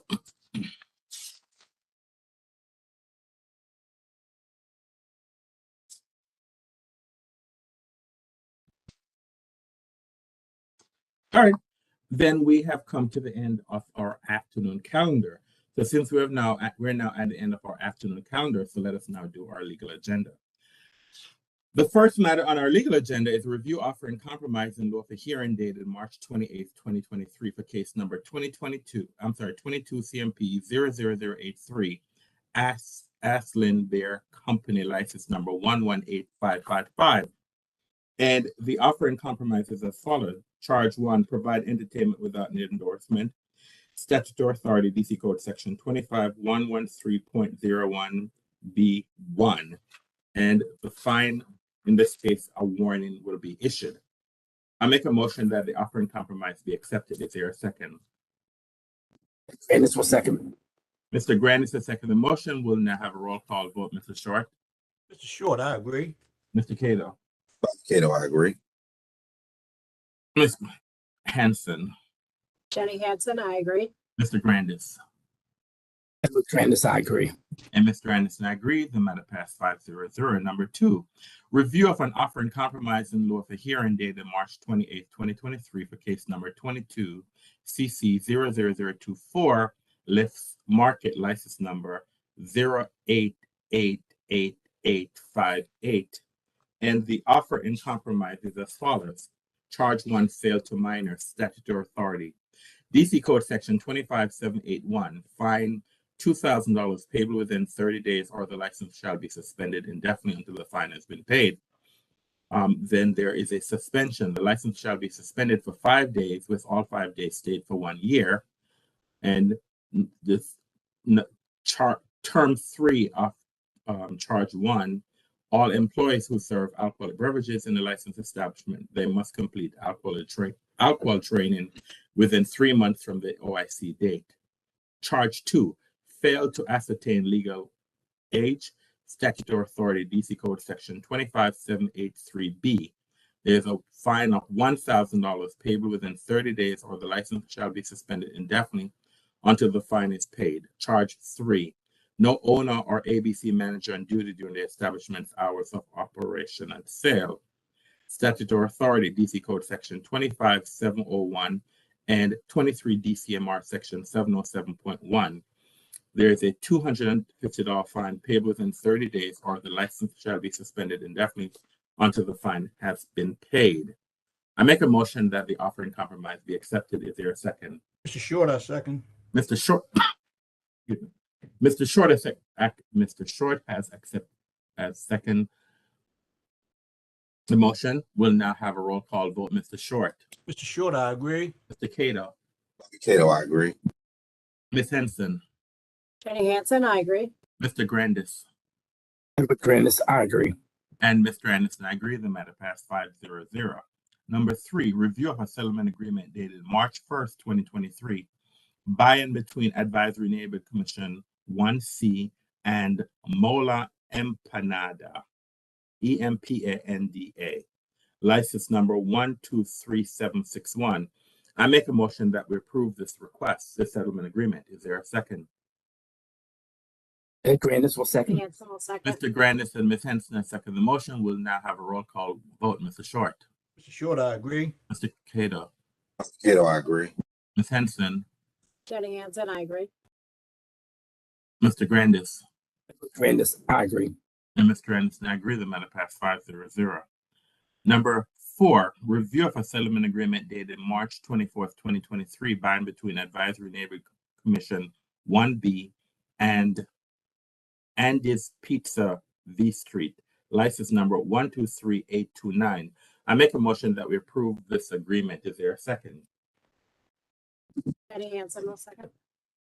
Ms. Henson has seconded the motion. We'll now have a roll call vote. Mr. Short. Mr. Short, I agree. Mr. Cato. Cato, I agree. Ms. Henson. Jenny Hansen, I agree. Mr. Grandis. Grandis, I agree.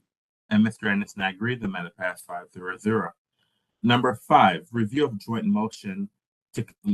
consent motion to continue the protest hearing in case number 22 PRO 00121 dated March 22nd, 2023. This is MK Lounge, license number 088787. I make a motion that we approve this motion. Is there a second?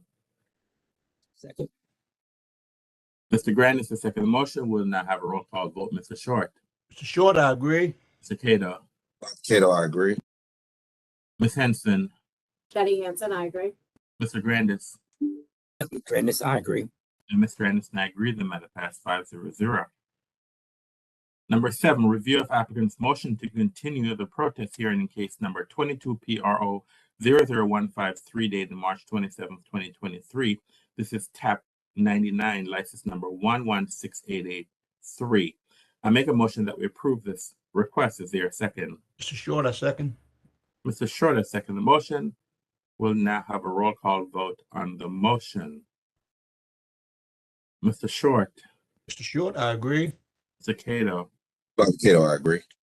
Henson. Jenny Hansen, I agree. Mr. Grandis. Grandis, I agree. And Mr. Anderson, I agree.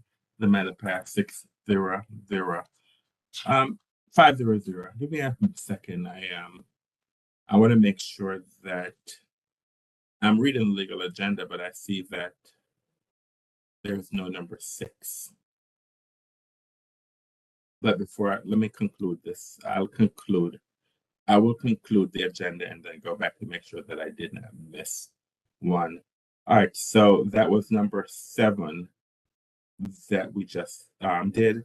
Number 8, review of protestants' opposition to motion to continue the protest hearing in case number 22 PRO 00153. License number, this is TAP 99, license number 116883. This is now moot.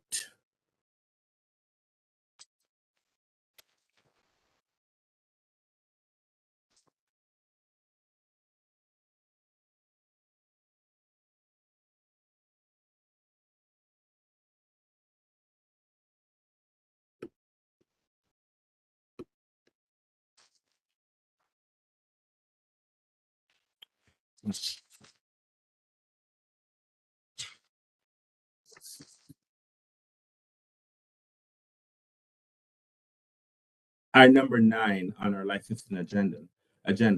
Review of request from the Advisory Neighborhood Commission 1B to withdraw protests. Dated March 25th, 2023. This is in Secret Lounge, license number 107123. I make a motion that we approve this request. Is there a second? Mr. Short, I second. Mr. Short, I second the motion. We'll now have a roll call vote. Mr. Short. Mr. Short, I agree. Mr. Cato. Cato, I agree. Ms. Henson. Jenny Hansen, I agree. Mr. Grandis. Edward Grandis, I agree. And Mr. Anderson, I agree. The matter passed 5-0.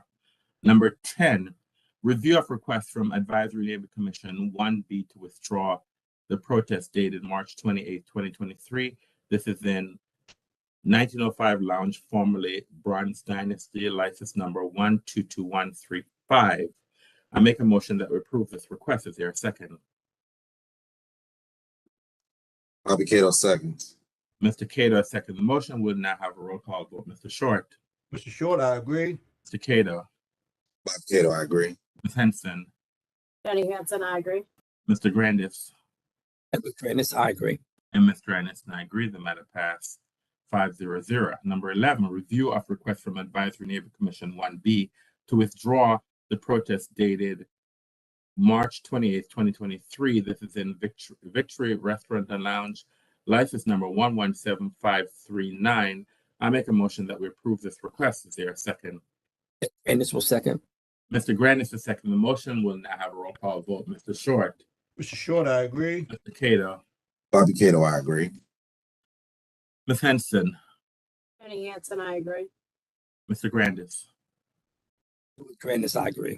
Mr. Anderson, I agree. The matter passed 5-0-0. Number 12, review of the correspondence from the Shaw DuPont Citizens Association regarding the Alchemist, license number 118276. This is just an FYI for the board.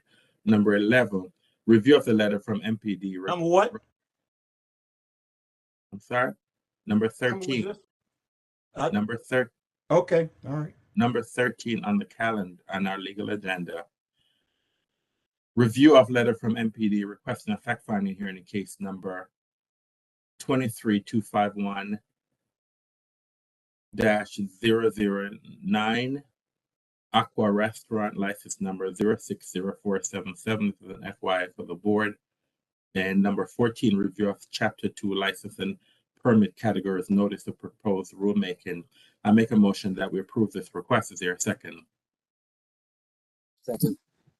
Mr. Grant is the second. The motion will now have a roll call vote. Mr. Short. Mr. Short, I agree. Mr. Cato. Cato, I agree. Ms. Henson. Jenny Hansen, I agree. Mr. Grandis. Grandis, I agree. And Mr. Anderson, I agree. The matter passed 5-0-0. Just want to alert the public, if you look at the legal agenda that was published, it has, although there is no number 6 on our legal agenda. So it's number 1, number 2, number 3, number 4, number 5. There's although there's a number 6, but there is not any matter issued for number 6. All right. That was our legal agenda. So let's now move to our licensing agenda. The first matter on our licensing agenda is review request to extend safekeeping of license. This is for Serengeti Cafe, license number 090781. I make a motion that we approve this request through September 30th, 2023. Is there a second? Cato seconds. Mr. Cato, I second the motion. We'll now have a roll call vote. Mr. Short. Mr. Short, I agree. Mr. Cato. Cato, I agree. Ms. Henson. Jenny Hansen, I agree. Mr. Grandis. Grandis, I agree. And Mr. Anderson, I agree. The matter passed 5-0-0. Number 2, review application for safekeeping of license. This is for Hong Chong Kim, to be determined, trade name to be determined, license number 124314. I make a motion that we approve this request through September 30th, 2023. Is there a second? Mr. Short, I second. Mr. Short, I second the motion. We'll now have a roll call vote. Mr. Short. Mr. Short, I agree. Mr. Cato. Mr. Cato. Ms. Henson. Jenny Hansen, I agree. Mr. Grandis. Grandis, I agree. Mr. Anderson, I agree. Mr. Cato. This matter passes 4-0. Number 3, review application request to extend safekeeping of license. This is for Shanklin Hall, license number 123200. I make a motion that we have a fact finding on this matter. Is there a second? Is there a second?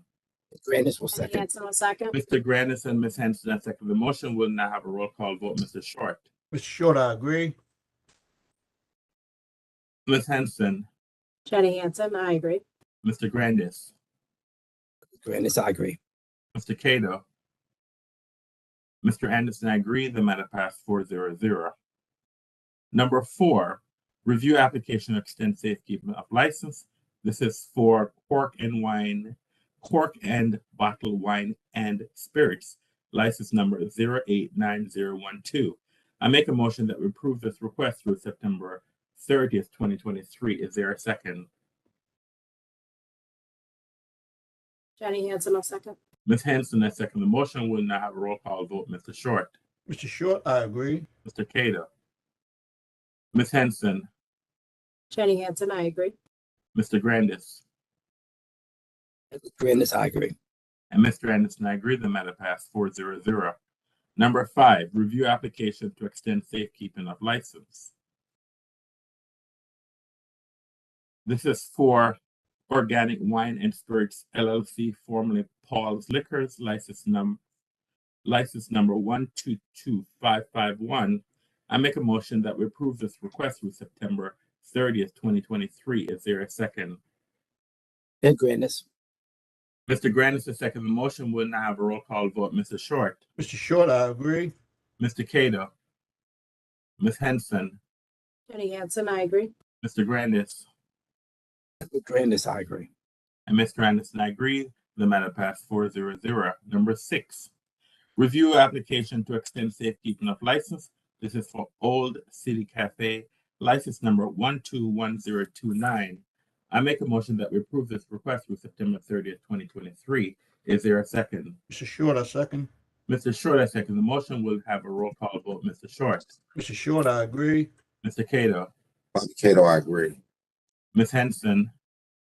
Jenny Hansen, I agree. Mr. Grandis. Edward Grandis, I agree. Mr. Anderson, I agree. The matter passed 5-0-0. Number 7, review application to extend safekeeping of license. This is for Congress Market, license number 122081. I make a motion that we approve this request through September 30th, 2023. Is there a second? Bobby Cato seconds.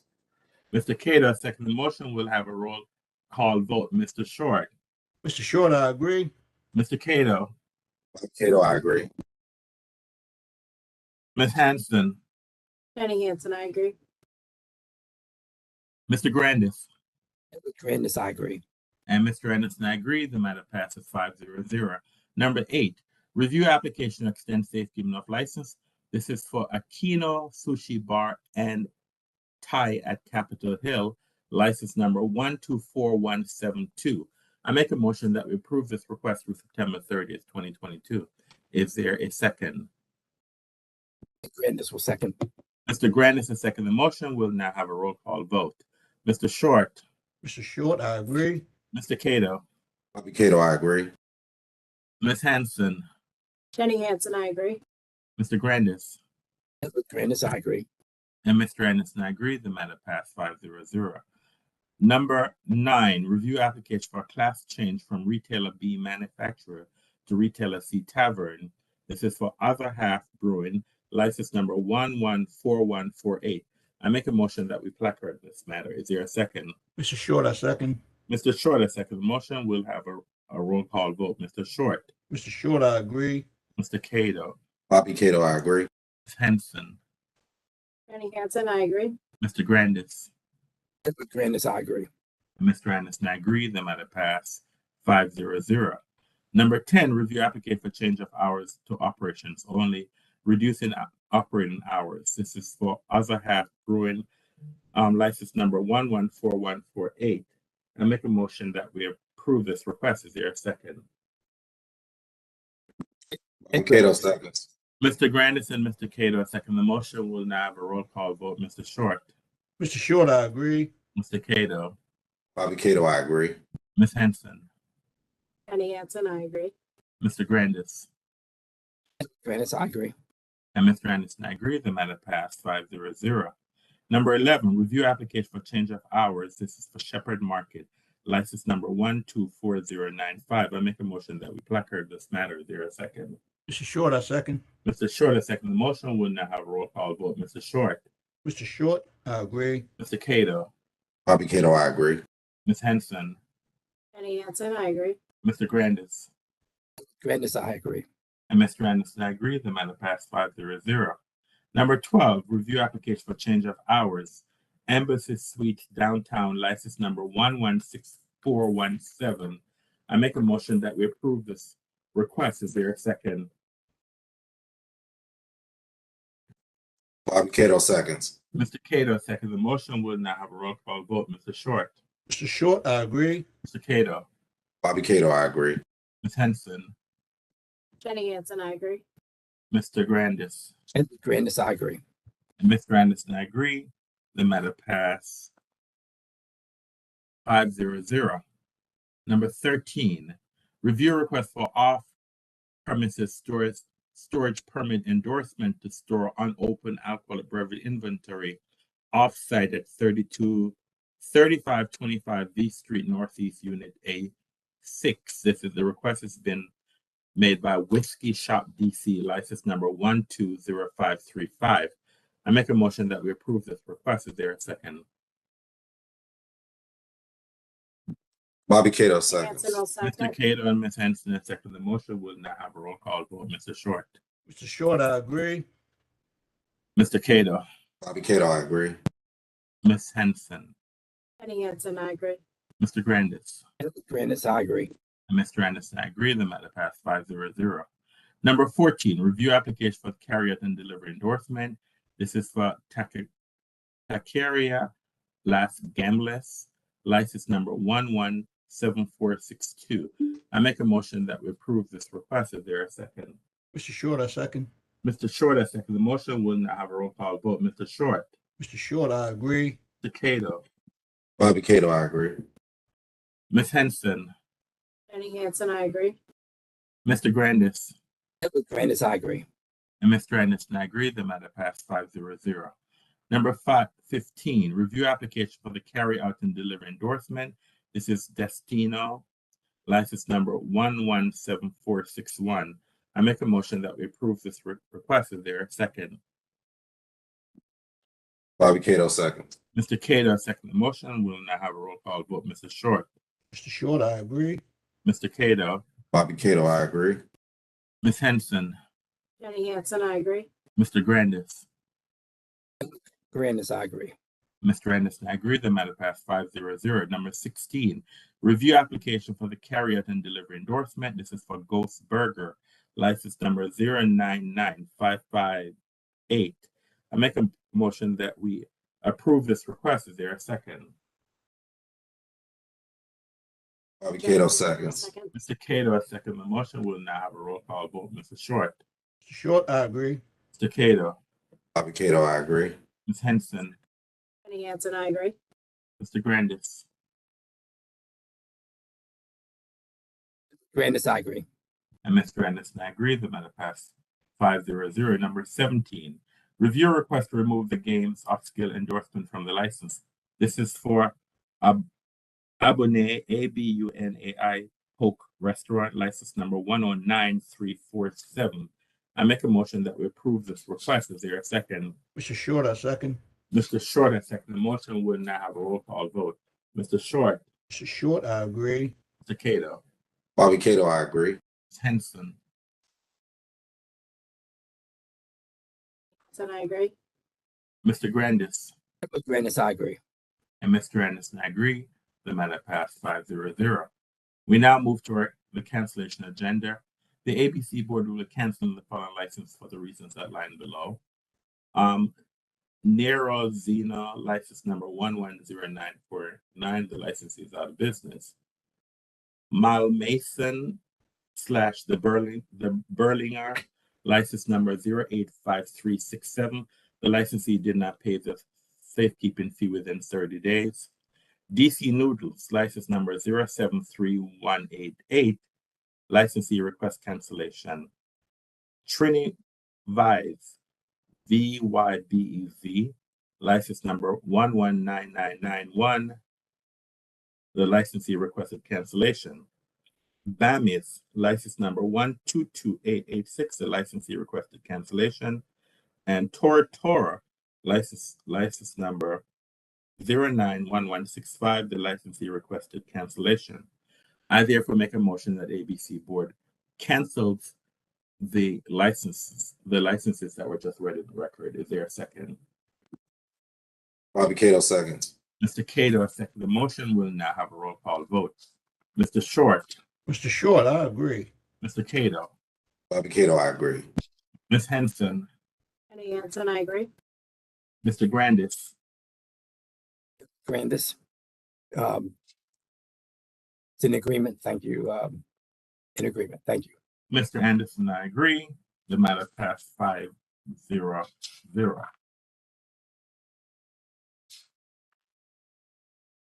We now move to board's temporary license and one-day substantial change docket. On this docket, there are 30 applicants on this docket. I will read the names of the applicant, the type of license that they're requesting, the event, the date, the license number of the attendees. At the end of the list of 30, I will make a motion, and I will be specific what each licensee is requesting. And at the end of the list, I'll make a motion that the specific request that's been made by each applicant be granted. So the first applicant is a request from Robert White for one-day license class F. This is for public health reception. This is on April 12, 2023. The license number is 124331. 100 attendees, 2 security guards. Number 2 is a request from Michelle Brown for a one-day license class F. This is for 60th birthday party. This is on April 22nd, 2023. The license number is 124320, 100 attendees, 2 security guard. Number 3, a request from Ann Tierney for one-day license class F. This is for a birthday party on April 1st, 2023. The license number is 124321, 70 attendees, 2 security guards. Number 4, a request from Tiffany D. Tenbrook for one-day license class F. This is for baby shower on April 1st, 2023. The license number is 124327, 45 attendees, 2 security guards. Number 5, a request from Lana Mahmoud for a one-day license class F, concert live music performance, April 6, 2023. The license number 124343, 350 attendees, 6 security guards. Number 6 is another request from Lana Mahmoud, a one-day license class F. This is for concert live music performance. This is on April 11th, 2023. The license number is 124344, 350 attendees, 6 security guards. Number 7 is another request from Lana Mahmoud, a one-day license class F, concert live music performance. This is April 13th and 14th. The license number is 124345, 350 attendees, 6 security guards. Number 8 is another request again from Lana Mahmoud, a one-day license class F, concert/live music performance. This is April 21st, 2023. The license number is 124346, 350 attendees, 6 security guards. Number 9, another request from Lana Mahmoud, a one-day license class F, concert live music performance. This is on April 25th, 2023. The license number is 124347, 350 attendees, 6 security guards. Number 10, a request from Lana Mahmoud, a one-day license class F, concert live music performance. This is April 27th, April 28th, April 29th. The license number is 124348, 350 attendees, 6 security guard. Number 11, another request from Lana Mahmoud. This is at the 6th and I Synagogue. The date is April 10th, 2023. The license number is 124349. 500 attendees, 10 security guards. Number 12, another request from Lana Mahmoud, a one-day license class F. 6th and I Synagogue. This is on April 13th, 2023. The license number is 124350. 500 attendees, 10 security guards. Number 13, another request from Lana Mahmoud, a one-day license class F. This is for the 6th and I Synagogue, April 19th, 2023. License number is 124351. 500 attendees, 10 security guards. Number 14, another request from Lana Mahmoud, a one-day license class F at the 6th and I Synagogue. This is on April 20th, 2023. The license number is 124352. 500 attendees, 10 security guards. Number 15, another request from Lana Mahmoud for a one-day license class F at the 6th and I Synagogue. The license number is 124353. 500 attendees, 10 security guards. Number 16, a request from Kenneth Abram, ABROM, for a one-day license class F, a wedding reception, April 30th, 2023. The license number is 124336. 200 attendees, 4 security guards. Number 17, the request from David Tornquist for a one-day license class F.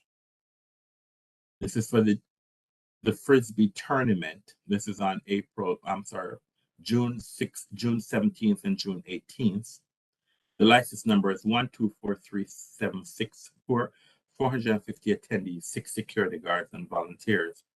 Number 18 is another request from David Tornquist for a one-day license class F.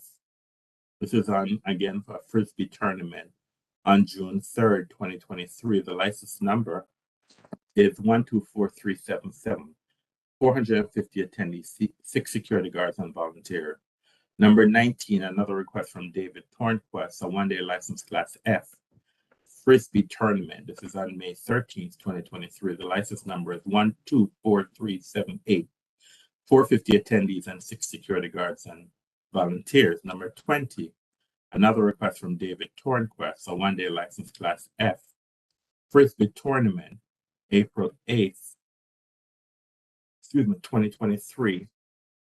The license number is 124379. 450 attendees, 450 attendees, 6 security guards and volunteer. Number 21, Edward Glasscock, a one-day license class G fundraiser, May 3rd, 2023. License number 124306. 150 attendees, 3 security guards.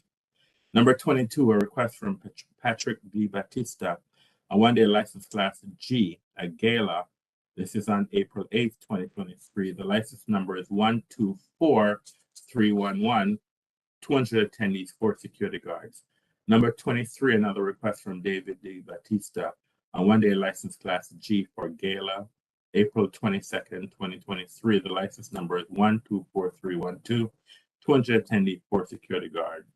Number 24, a request from Steve Billadas, a one-day license class G. This is for reception. This is on March 29th, 2023. The license number is 124322. 150 attendees, 3 security guards. Number 25, a request from Shari Rose, a one-day license class G auction fundraiser, April 29th, 2023. The license number is 124364. 200 attendees, 4 security guards. Number 26, a request from Roxanne ROXENE Edwards for one-day license class G wedding reception, April 29th, 2023. License number is 124381. 180 attendees, 4 security guards. Number 27, a request from Javier Howe, a one-day license class G wedding reception. This is on May 6, 2023. The license number is 124383. 70 attendees, 2 security guards. Number 28, a request from Duke's Grocery, a one-day substantial change for the DC Wine Fest. The nature of the substantial change use the license off premises at DC Wine Fest at Union Market, Dock 5, 1309 5th Street Northeast. The license number for Union Market is 092298. The substantial change license is 22 SC 00643. 100 attendees, 6 security guards. Number 29, a request from CH Management Corporation for pub crawl, Stride of Pride. They're asking for 1,000 participants. This is for the Stride of Pride. The date is May 22nd, 2023. The license number 105025, substantial change. License 23 PCE 00011. Number 30, a request from Regmo Promo Holdings Inc. Pub crawl, the hip hop bar crawl. They need to change the date. The hip hop bar crawl. The original, the new date is July 22nd, 2023. The original date that was previously approved was for July 15th, 2023. So it's for 1,000 participants. They're just changing the date from July 15th to July 22nd. So therefore, and the license number is 104072, the substantial change license 23 PCE 00004. I therefore make a motion that ABC Board grants these requests for license. Is there a second? Jenny Hansen will second. Ms. Hanson, I second the motion. We'll now have a roll call vote on the motion. Mr. Short. Mr. Short, I agree. Mr. Cato. Bobby Cato, I agree. Hanson. Jenny Hansen, I agree. Mr. Grandis. Grandis, I agree. And Mr. Anderson, I agree. The matter passes 5-0. We now move to the license and administrative docket. On the first license administrative docket, there are 15 applicants. This is the last stage for the ABC board to grant license or to make changes to a license that has already been issued.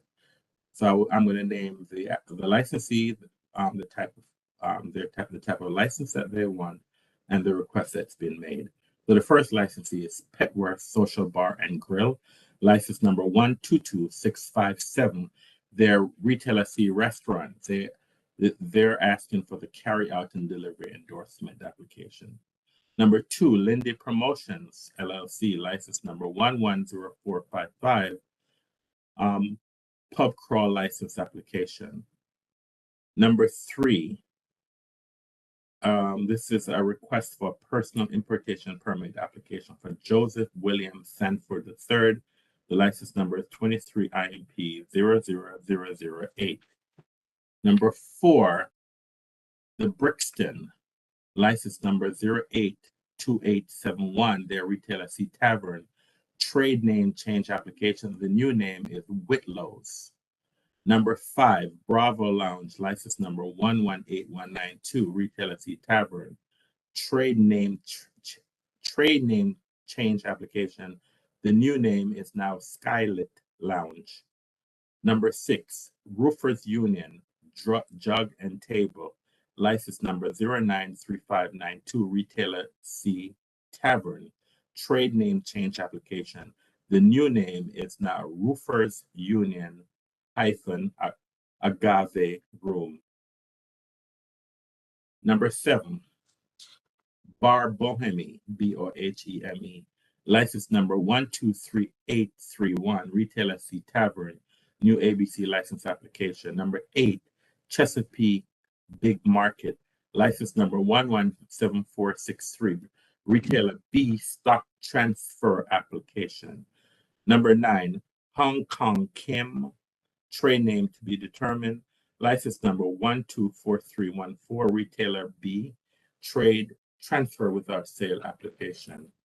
Number 10, Andy's Pizza V Street, license number 123829, Retailer C Restaurant, new ABC license application. Number 11, Queen's Bar and Lounge, license number 121945, Retailer C Tavern, new ABC license application. Number 12, Urban Grape, license number 123788, Retailer A Liquor Store, new ABC license application. Number 13, Emily's, license number 123774, Retailer C Restaurant, new ABC license application. I'm asking that number 13 be referred back to licensing. Number 14, Big Value Liquor, license number 124074, Retailer A Liquor Store, new ABC license application.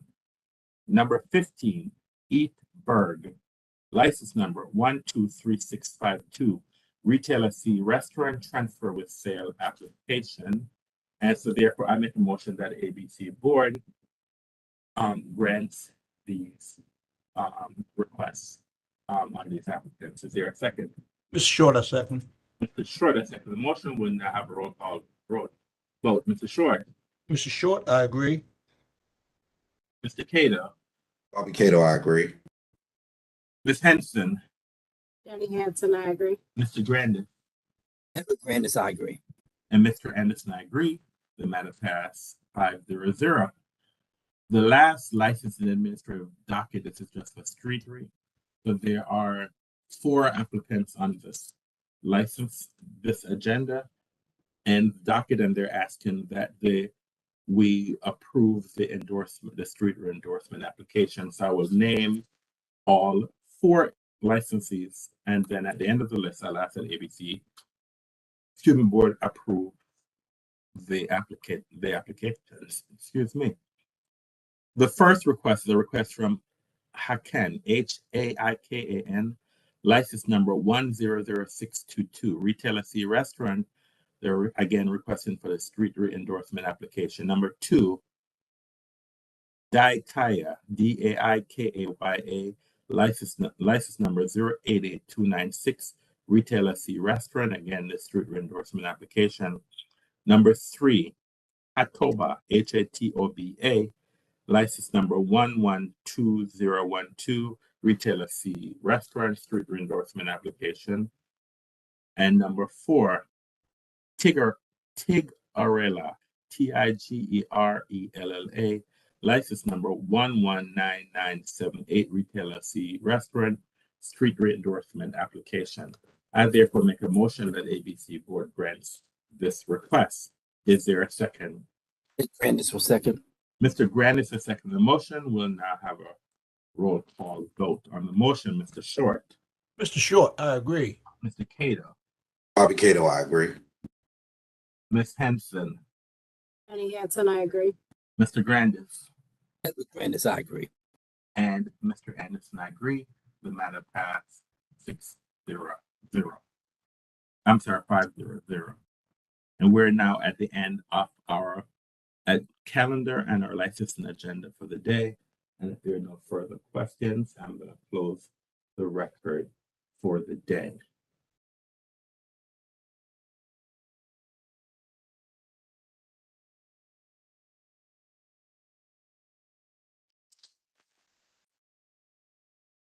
As chairperson of the Alcoholic Beverage Control Board